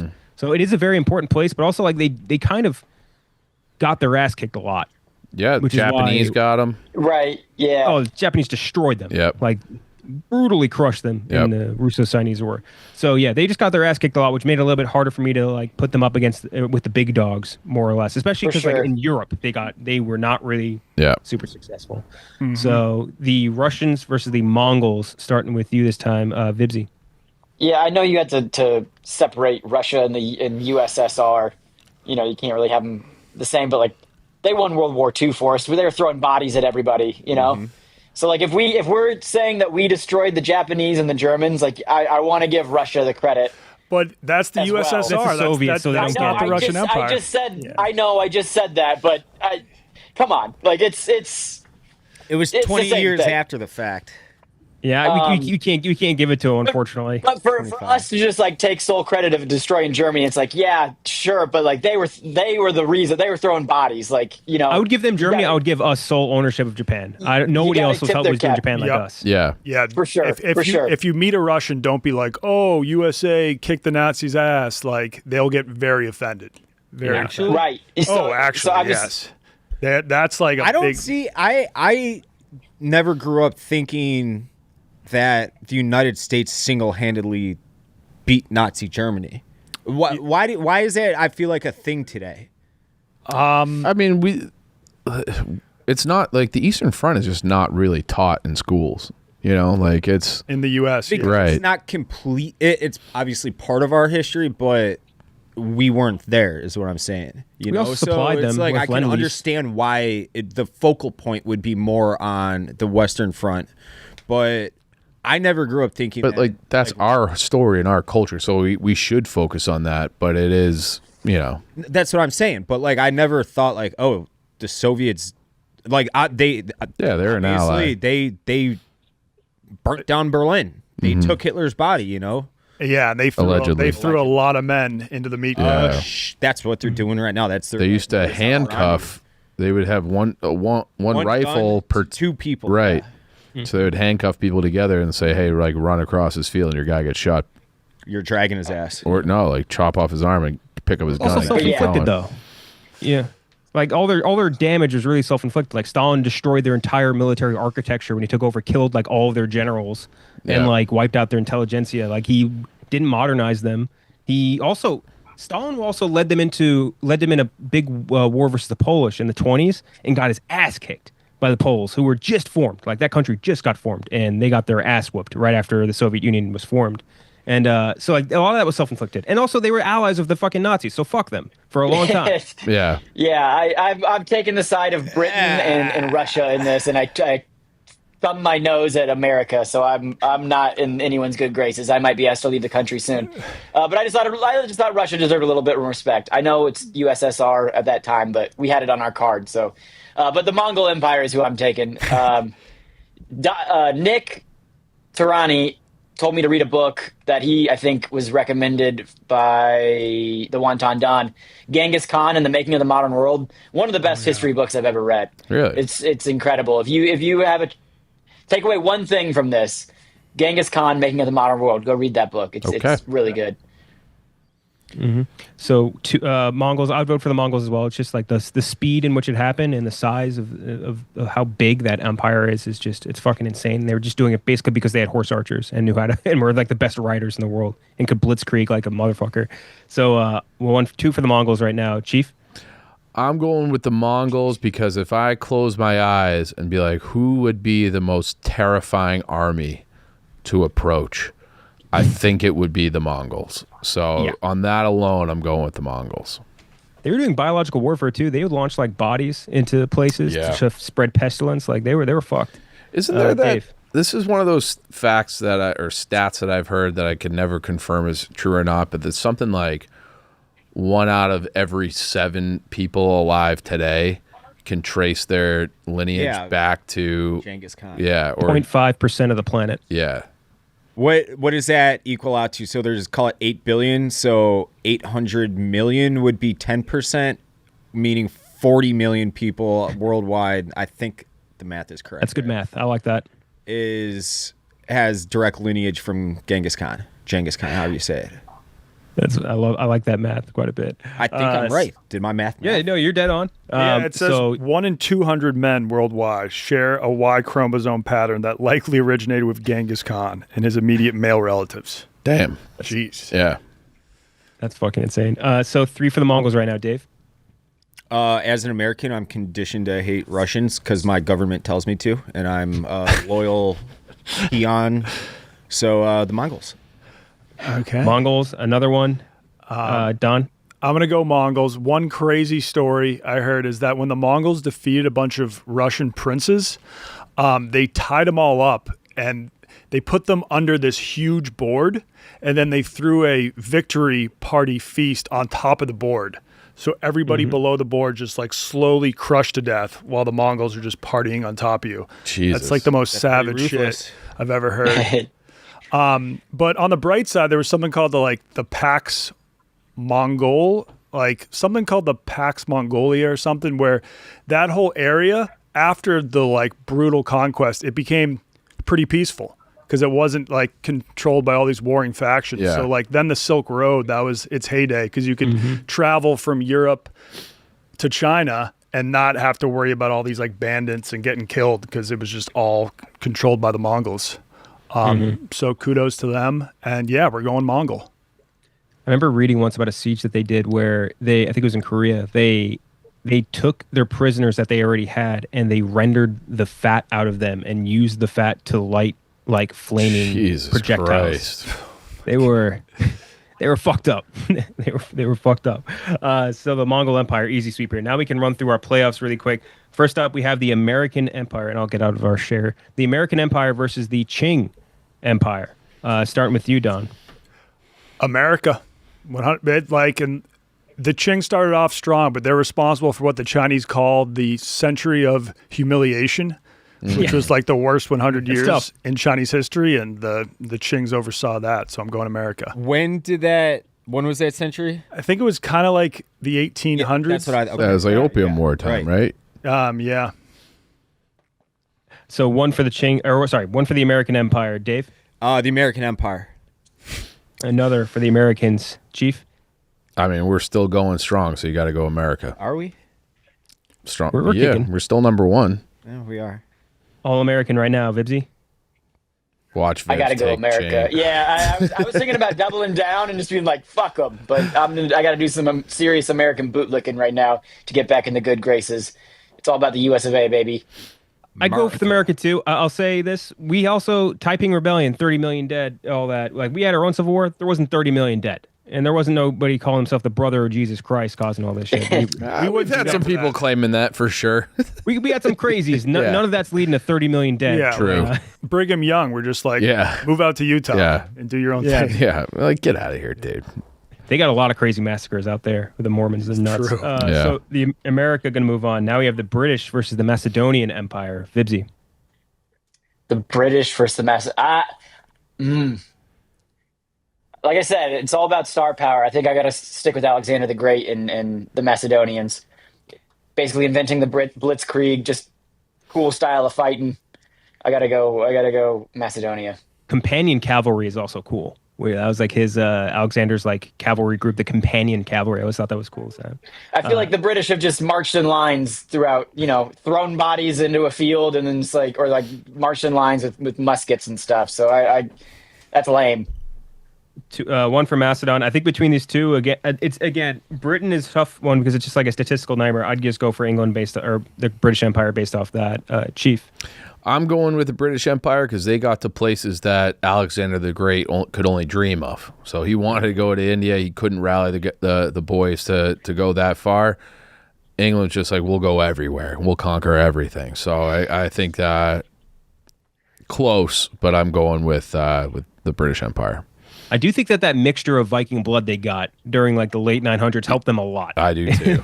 Yeah. That infusion did numbers for them conquest-wise. So 2 for the British right now, 1 for the Macedonians. How about you, Dave? British all day, every day. We've discussed it ad nauseum already, but just the sun never set on the British Empire. That is like when I think of the exact definition of the word empire, I'm thinking global dominance, any way, anyhow, just get it done, and they did for a long, long fucking time. The British are going to win, but Don? Yeah, I'm going Brits as well. Real estate, real estate, real estate. And they controlled all the most strategic places on Earth. So now we have a fascinating matchup to go into the finals. The British versus American Empire. Who is better? I mean, interesting question. Starting with you, Don. So, the British Empire was an empire. There are some people that debate that America is not an empire. Indebatable. It is absolutely an empire. We are the global hegemon. It is every ounce of the world's heartbeat goes through us. I think Dave's maybe the word you're looking for is soft power. So like the British Empire was like, we're planting Iron flags fist, everywhere. Yes. We're using soft power. I mean, you look at. You can take everything that's happened since we'll just call it the last 20 years, since the turn of the century, 25 years, and just like him and I have talked about this a lot. The Maidan Revolution in Ukraine in 2014, that was orchestrated by the United States of America, amongst others. Obviously, the Brits and what's his face with the crazy hair was involved. But what's his name? The British PM, Boris Johnson. Boris Johnson. It's just every ounce of what we do. It's our money's being funneled into government overthrows all overseas. We're kind of looking at it in Iran right now. Government overthrows there. Going back to the Iraq, Vietnam, government overthrows. Central America, government overthrows. It's a global superpower. It is absolutely an empire. 100%. Yeah, but without the British Empire, no American Empire. So that's why I'm leaning British. But without the American Empire, maybe no British Empire. Because during World War II, they were struggling if it wasn't for us giving them shit. Yeah, their empire would have ended a little bit earlier. It ended. If it wasn't for I would have America. said it ended when Stalin, Churchill, and FDR were divvying up Europe. Because they kind of looked at Churchill and been like, hey man, like we're spreading this whole democracy thing, and it kind of goes against everything that the Brits have done the last 500 years. Yeah. So you gotta kind of cut that shit, and they did largely. Obviously, it took decades, but I'm a big boat guy, and the Brits were the first empire to figure out that if you got like the strongest navy in the world, you'll have the strongest empire in the world. So. British Empire, final answer for me. What'd you say One for the earlier? British. Rule the seas, rule the world? Yeah. Is that... I don't know if that's an actual quote, but it sounds That's a cool right. quote. If not, it's good work. Dave. American Empire, even though I'm kind of worried about it at the time being. 1-1 we right owe now. a lot of money, and if you look at... at least if you look at the Roman Empire, they fell because they spread their military too thin and because they were in a lot of debt. There's a great book about this. It goes through. It breaks down the fall of every empire. Get me the name of that book when you. Here's the thing, though. The Roman Empire, they were surrounded by people that wanted to, take them over, invade. America's in a pretty great geographic Yeah. Got ocean Great. Good separating point. us. That's like, and I would say my worldview is off changing. However, it's like, why the fuck do we give a shit about what's going on in Europe when there's an ocean between us? Why do we give a shit what's going on in Asia? You have radically changed in the last few years. Because you dig into, I don't know. Yeah. You dig into things and as information comes in, you change. But it's I don't know. A lot of shit scares me right now. I'll just leave it at that. 1-1 right now, Chief. I'm going with the British Empire because they leaned into being an empire. We're always kind of like, no, we're not really an empire, but even though you could say that we are, England was like, no, we're in the empire game. We're conquering the world. So the fact that they embraced it for a long period of time, I think that gives them the edge. America would never admit to actually being an empire. But doesn't that, and like, just to play devil's advocate, doesn't that kind of scare you even more that we don't even lean into it? We're just doing it. Well, it's because accident, that's, even though we know it's not by accident, but that was, we had like the UN and everything, came out of the end of World War II. And even before that, I think Woodrow Wilson might be the worst president of all time. But he was the one who was like, all right, no more empires. Like he was kind of anti-empire. So I would say that, the Brits, that they wanted empire, they got an empire. The sheer, like, a lot of our territory for being an empire is just like the North American continent, where it's just like, it's really just our country, where the Brits are like, we're going everywhere. And we're not like adopting these into our, like, they have the Commonwealth, but a lot of those places were just straight up colonies where they subjugated people. So they were really more in the empire game than we ever officially were. So I think they get the win here. I don't know. I don't even know if I want to have America win the empire bracket. I think it's like, we'll acknowledge it with a wink and a nod, but other people are worse than us. So 2 for the Brits, 1 for America. Vibbsy?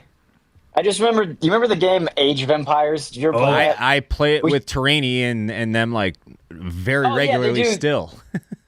They do the streams on it. Yeah. Yeah. We should have taken the list of empires from there. Dude, 'Cause I don't there's think so America- many that obviously I've never America's even heard of that I'm like, so I use I've never heard of mother. It's spelled Khmer. I just call Khmer, them. that's Cambodia. I had no idea where they are. I've never done an ounce of, but that's that's my team in Age of Empires. They have battle elephants that are fucking wild. Yep. Battle. You can't go wrong with battle elephants. I think that's the new rule. If you're not on the list of Age of Empires, then you're not making it past the semis. You so actually, I gotta go British. They like every empire in Age of Empires has like their pros and cons about them. The Poles have an awesome army, and the Spanish have an awesome armada. Blah blah blah, and the Romans are so good in the game. You actually have to buy them to use them. They don't even let you use them as like a default team. Right. Yeah, I don't know. I don't know if I'd like. I was gonna say I want to play with you guys sometime, but I just like building my stuff and just building. I don't like the whole fighting. We and will the play pressure. for literally 6 hours, and we'll be on Discord and not say a peep to each other for like 30 minutes at a time because we're just sitting there laser focused on Grinding. building our shit. Yeah. Okay, let me know. Let me know sometime. I'd like to get involved. Yeah, download it. You need a PC. It's If you'd super have fucking me. fun. Yeah, okay. It's super fun. I'll have Pete download it on the work computer. Yeah. So it's all British. I'd vote for the British as well, partially just because like they were the world like leader and we were birthed from them. And I don't want to make this like a what have you done for me lately type thing where like we have done the most in the hardest time to do the most, and the British would be kind of sunk if we weren't there. So like it's kind of tough to just be like, oh, well, look at the last 100 years or whatever. But because they were the top dog for a very, very long time, and I just got to give them the sort of the nod there. So the Brits are going to move into the finals. On the other side, we have the Romans versus the Spanish. Roman Empire versus the Spanish Empire. Vibbsy. This is tough, but I think you just got to go Roman. The Spanish Empire, they kind of fucked it up, and I think the Roman was just in a sweet spot, and they're the guys. They're the Jordan Bulls of this bracket. It's true. One for the Romans. I'd go for the Romans here as well, just because they were doing it earlier and better than the Spanish. The Spanish is kind of like if what was it, the Italian, I don't know which Italian, or was it like Genoa or something, or Geneva, like if they gave the money to Christopher Columbus, maybe they're the top dogs in the Americas. So like these kind of like in a way lucked into it. So I'll give it to the Romans here, who earned it, blood, sweat, and tears, with the blood, sweat, and tears way. Chief. I don't think you can fumble the bag as much as the Spanish Empire and win this battle. Like they had it all, and like Donnie said earlier, they blew through all their money. They had incredible debt. The Roman Empire, it still has staying power. So I'm going with Roman Empire. Roman Empire, Dave. Roman Empire. Roman Empire, Donnie. Roman Empire. The Spanish Empire, they left a lot of the places they colonized like not in great shape, but the places that Rome colonized like still take a lot of pride in like being like at one point part of the Roman Empire. Like London, I think, was founded by the Romans. Londinium, yeah. Yeah, I mean, like France takes pride in like formally being part of the Roman Empire. So yeah, going Roman. Yeah, even like the architecture, that's still like, Dude, the American architecture, like our Capitol building, inspired by the Romans. The Tripoli fountain, Tripoli? Trivoli's a restaurant in Chicago. West Loop. I know what you're talking about. I know what you're talking about. Good restaurant. Yeah. Well, it's Italian name. All right. Long story short, in Rome, the fountains. Everybody, do you know what fountain? Yeah. Yeah. You walk up to this beautiful piece of art, and you are in awe at the attention to detail. Like they'll have like, I think it's Hercules is one of the guys on a horse. Like you can see his leg vein. Like the detail. The detail is unbelievable. A sculptor in 2025 couldn't duplicate what they were doing 2,000 years ago. It's crazy, crazy. Another one for the Romans. They're gonna. I feel like that's like the medium. That was what they all did. Like, could the Romans do a podcast right now? No. Fuck no. It's true. Hard to say. Us or Michelangelo? Who you got? Yeah. You know what? The Spanish had some stinker leaders like Charles the Ugly, like we were saying, but like the Romans had their fair share too. Like Nero playing the violin while Rome burns down and whatnot. Like they got some real stinkers in there. I heard that was an exaggeration. Might have been Caligula, actually, not Nero. But they were both bad, regardless. Or just regardless. Now we have the Mongols versus the Ottomans, starting with you, Donnie. Mongols. I don't think I really need to say much. Read that book, The Mongols and the Making of the Modern World. Because I think they were the first ones to bring paper money. They were they kind of facilitated an exchange of ideas between the East and West just because they conquered the middle ground. So like, their impact is everlasting. And, probably someone in this room can trace themselves back to Genghis Khan. 1 in 200, you said? 1 in 200. So at least a couple people at Barstool Sports. Our company's like 400 people? Yeah, so statistically. Yeah. They were a pretty short, hardy, aggressive people. I'm putting my money on Dave as being our resident Mongolian. Can you pull up the map of what they conquered again? Yeah, it's basically just all of Asia. I gave my DNA to the government a few months back, and because my mom's adopted, so I always went off what her adopted mom is because she doesn't know her birth. So I did a 23andMe, and I found out I'm a lot of Russian, Ukrainian, Belarusian, Eastern European shit. Mongols touched that. Yep. Mongols had it. Yep. They owned all of Ukraine and almost all Macedonian. I got Macedonian blood. I'm a total mutt for Eastern Europe, I guess. Yeah. Welcome to the club. So you're going to go for Mongolians as well, Dave? Mongols, yep. 2 for the Mongols. Chief? Make it 3. 3 for the Mongols over the Ottomans. Vibsy? You got to go Mongols. If you're going Ottoman, you're crazy. And I would do Mongols as well. So yeah, Vibsy, they just played Mongols, defense the whole time. Yeah, they did. Like we learned about Mehmet the Conqueror in there. Yeah. All he did was, drag a couple chains over the Golden Horn and the Sea of Marmara, and he's like, all right, come and get me. Yeah. See what you got. So now we have the Mongols versus the Ottomans to go into the final. Starting with you, Vibbsy. What? Didn't we just do the Mongols Ottomans? Oh, sorry. Mongols versus the Romans. My bad. Mongols versus the Romans to go to the finals. So did the Mongols like just get up to the Roman Empire, or did they conquer some of the They Roman weren't around Empire? at the same time. So the Yeah. Mongols were after okay. the Roman Empire. They have like All right. all of Eastern Europe basically up until like almost the start of Croatia a little bit. Yeah. Apparently the Mongols were like running train through Germany, and then whoever their leader was, not Genghis Khan, but like his son died, and they were like, "Oh, we all have to go back and elect a new leader." So then they just Right. left. Yeah, because they got into Poland, I know. Yeah. Yeah. Yeah, because in the book that I was talking about earlier, I remember them getting pretty far into Europe, but I couldn't remember where they stopped. Man, this is a tough one. I'm gonna have to go Mongols, because I feel like they were. We just talked about playing defense versus offense. I feel like the Mongols are really spreading. I feel like the Romans just kind of slowly but surely did it. I feel like the Mongols were just on horse and going. Just as Donnie would say, run and train. I think between these two, I would pick the Romans only because they have a longer lasting cultural impact on our society too, but just like all of Western society. And like they definitely took way longer getting shit rolling, and it also took way longer to dismantle them. You know what I mean? Like the Mongols. I feel like architecture for sure for the Romans and like the aqueducts and stuff, but I don't know.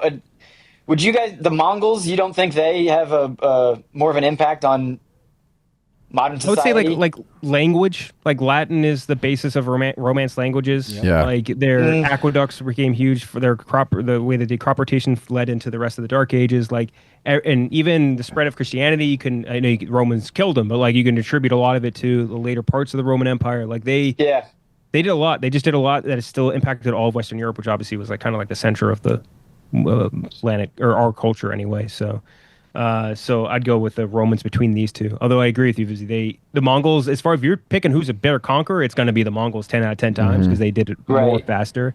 And if you ever want to look up a cool guy, look up his general Subutai. He's one of the most fascinating tacticians I think I've ever read about in my life. He battled like 15 insanely different types of armies and beat every single one with different tactics. Like, wow. It's crazy. Like he was fighting Indians, he was fighting Chinese, Vietnamese, fucking Japanese, he was fighting Turkish, other Middle Eastern groups. He's fighting like knights in Europe, like, and he beat all of them with totally different tactics. It's just nuts to read about. This guy sounds like my grandpa, just fighting all these different culture, Chinese, Vietnamese, Koreans.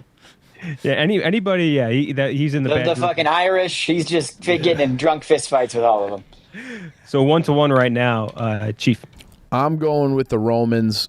I think the organization, the supply lines, they invented hard cheeses. I love a hard cheese. Yeah, military, I believe. Yeah, they would go in and like take the dairy cows, and the hard cheeses would preserve for longer. So then you could just carry that with you and eat it, and it was like a quick, light, largely preservable, high calorie food. Yeah. And what man, would a soft cheese be? Mozzarella. Yeah, Okay, that's what I was gonna guess. There's a million soft cheese, but like the Pecorino Romanos and the Parmesan cheeses, that was the Roman. Sprinkle a little bit of that on everything. Delicious. So I'll go with the Romans. Yeah, I too am going to go with the Romans. I do have a quick question, though. Like, in a weird hypothetical world where we were all Chinese and recording a bracket in China right now, the year 2025, would we be talking about the Mongols and how they shaped our culture like we are currently speaking about the Romans and how they shaped who we are today? And that's probably better suited. So I know like the Mongolians and the Chinese hate each other now. Sure. So like the Chinese don't look back fondly on when they were controlled by Mongolians. Okay. But was there like food influenced on it, how they dress, their religion? Like, even though there is probably a lot that they like want to disassociate with, like, is there like some that are unavoidably associated with them today? Like some... I'm sure. You know, like Chinese money, they call it the Yuan, actually, as well. Yeah. Which might come from the Yuan Dynasty. That makes sense. And I honestly, completely forgot that Mongolia is a fucking country now. So, yes, and that they do hate or not. They don't have the best relations with China, but yeah. I also like paper money, good invention. We would have come up with that. Yeah, exactly. We would have learned that. We would have figured that out. Yeah. And it's probably going to be I'll note, and maybe down Donnie, the you can road. back me up on this. I feel like Mongols, if anything, as they evolved, they adapted more of Chinese culture. If anything, like they didn't really impose their own onto China. Like Very true. Kublai in Mongolia, they didn't like him because they called him like the Chinese Khan or something like that. Like they didn't like that he followed a lot of Chinese practices. Yeah.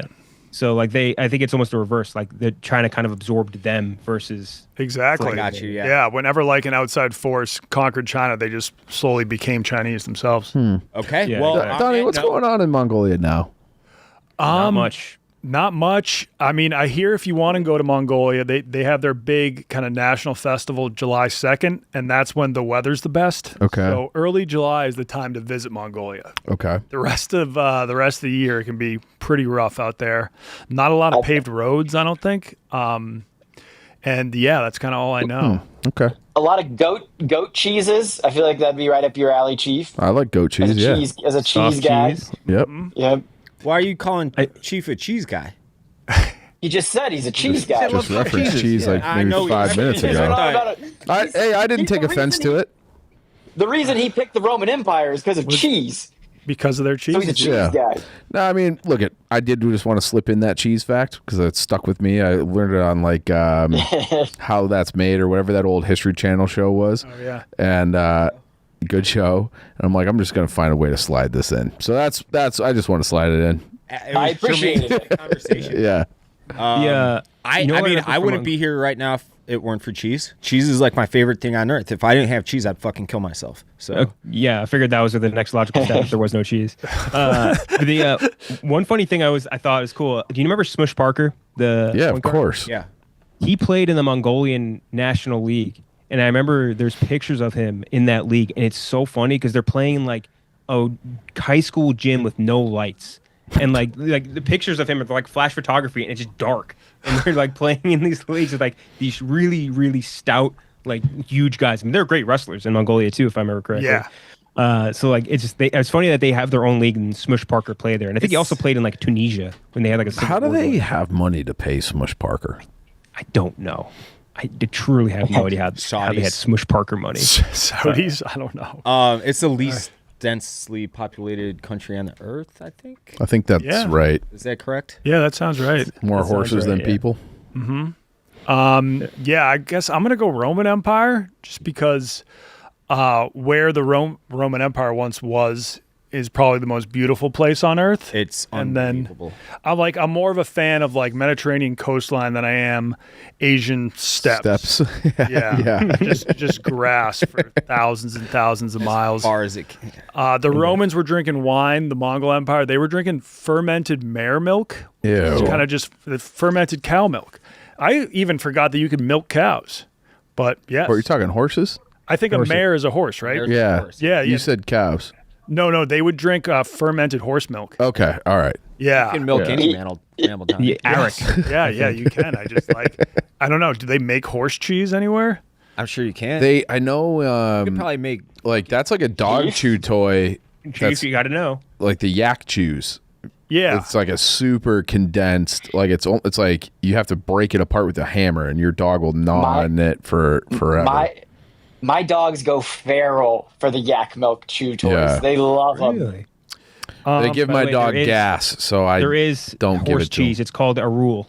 Okay. And yeah, I guess the Mongolians would ferment the horse milk into a sour, slightly alcoholic drink called kumis. Hey, we just learned Yeah, the they did. entomology of cum. Yeah. There it is. Fuck. Oh. So yeah, the Mongols were very, very impressive. But just And I love throat singing too. I forgot you we almost ever got to had give that horse to him meat? as well. just if I had to live in one of the empires, I'm going Roman. Oh, totally. Yeah. Does anyone want to change their answer now that we know that the Mongols Yeah. had kumis? Kumis. Hey, it's probably pronounced kumis, but Yeah. it's spelled kumis. Thomas. It's also just like the lengths humans will go to get fucked up. Like fermented kumis milk? No. Yeah. I'm gonna be like, I'll just be sober. Have you ever eaten horse meat? Yeah, I've had horse meat raw and cooked. Not bad. Like if I served you a horse steak, you wouldn't know it wasn't cow. Is it similar to like a bison? Like leaner? Yeah. I would say the raw horse was surprisingly delicious. If like when I had a cooked, it was served like sushi on like a little bit of rice. But if I served you like a cooked horse steak, you would be like, oh, this just tastes like a very average steak. Interesting. I saw it was one of the Dagestani, I believe, MMA fighters. It was like a social media video where he had to list his favorites, and he said horse meat. And obviously the Americans that were like, they were kind of taken aback, but yeah, because I think it's illegal in the U.S. to eat horse. Yeah. Oh, they use it for dog food though. Yeah. Yeah. Me too. Okay. Yeah. I did not know that. Oh, by the way, this is just a heaping frothy glass of Thomas. It looks like cum. It also it says that it's slightly alcoholic. That means you probably got to drink so much of that to get a buzz. Oh, You think it's like Lots of nog? gas. It looks a little noggy. it also looks like it also is definitely being stored in that giant blue like. Oh, God, dude, that's brutal. So we're in our finals: the British Empire versus the Roman Empire. This is probably one we could have seen coming, but the British actually Empire would like to see this like on a battlefield.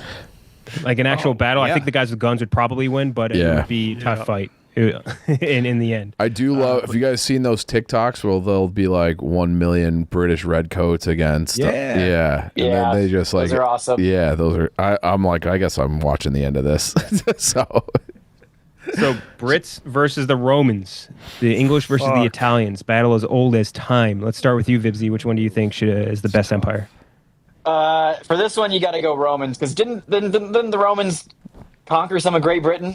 Oh yeah, a whole bunch. They got over there onto the island and they took them over. So you got to go with the head to head. I know earlier with Ottoman and Byzantine, I flip flopped on that, but that was just because I wanted to get a dig in at Notre Dame and Chief there. But I got to go Roman with the head to head. I think between these two, the Brits were a more significant empire. I will say there is a degree sometimes with empires where like you just kind of have a huge advantage technologically over the other places. And like with England, and they're like invading like Native American tribes and like African tribes and like South Asian tribes. Like that to me isn't quite as impressive as like England taking down other empires like Carthage or like the Seleucids or like the other bunch of ones that did the Ptolemaic Egypt. Like that to me is way more impressive than anything England was really doing at that time. So I think I would go with the Romans because they played a harder schedule, so to speak, and also were more influential in a way. Latin turns into English in a way. English is now the lingua franca, like the whole world speaks English. So like there's a lot of influence for both of these, but I'm going to go with the Romans here. Chief. This is a tough battle. I think I'm going to go with the Romans too. And it's just the kind of what Donnie's saying. It's all the land that you want, and they so influential. I said earlier, but they invent Christianity, but made Christianity a thing that spread throughout the world. They was it 324 where they cobbled together the Bible. So they did. Their works are still being used and appreciated in a way that I don't think the British are quite stack up. So I'll go with the Roman Empire. And the hard cheeses. And those cheeses, dude. Yeah. We were shitting. I was trying to stick up for British food because I do think it gets a little bit too much hate. But I mean, if you go Mediterranean food versus English food, it is a blowout. Mm-hmm. Mm-hmm. 3 for the Romans, 2, none for the Brits. Dave? I lived much of my life absolutely detesting everything about Italians. They just make me sick to my stomach. Then I traveled to Italy, and I too was enlightened, and I changed my thought, and I decided that it's not Italians that I hate, it's Italian Americans that I hate. So on that note, because I no longer have beef with Italy, the country itself, or its forefathers, I'm going to go with the Roman Empire. I like that. I'm going to Italy for the first time next year, and I have to go twice for 2 separate weddings in 2 very different areas of the country. Just enough time between them where I can't stay for long, which is kind of annoying. But like other than that, very excited. You are going to have the time of your life. I did not think that Istanbul could be like competed with in terms of like how awesome a city is. In Rome, Rome is Istanbul with infinitely better food. Yeah. Love that. Yeah. I love the food in Istanbul though. That was so good. The food in God. Italy absolutely blows it out of the water. Donnie, last vote. Yeah, I gotta go Roman Empire. I'm trying to think if I have a great reason for that. Yeah, just because I consider the Byzantine Empire to be Roman too, so they lasted a long time. Yeah. I mean, it was not a global empire, but they kind of went as far as they could in their day and age. And yeah, a lot of obstacles. England was an island, very hard to invade. Rome was getting invaded constantly. The empire was, at least, and they put up a good fight for a while and founded Western civilization as we know it. Mm-hmm. And when they went down, it literally caused something called the Dark Ages. Like that's how True. Yeah. Good point. Like the Romans knew how to make cement, and then everybody just forgot how to make cement for hundreds of years. One of the buildings in Rome, I'm sure it's many of them, but they found like 2 years ago, they found out that when the air is humid in certain parts of the year, there's more salt in the air from the ocean. And the Romans discovered that when the humidity from the air is touching the concrete that they used to construct all these beautiful, beautiful monuments that many of which still stand today, it continually over time gets harder and harder and harder. To this day, these structures they're more sound structurally than they were 2,000 years ago. They keep getting better. Like I live. They're in like self-repairing, right? Isn't that part of the deal too? You can look this up and like fact check me, but I got the nuts and bolts of it. But like I live in a 20-year-old apartment that is falling apart fucking daily. Dog shit. And the Romans 2,000 plus years ago have buildings that were built then that are getting better today. Because they knew how to mix some fucking concrete up. Sorry, Vibbs, what were you gonna say? I was going to say 2 words. Well, I guess it's more than 2 words. 2 people. Joaquin Phoenix, Russell Crowe. Gladiator. Oh, yeah. We don't have the movie Gladiator without the Roman Empire. Yeah. And that's 2000, the best picture of 2000. For sure. And like Put some respect on it.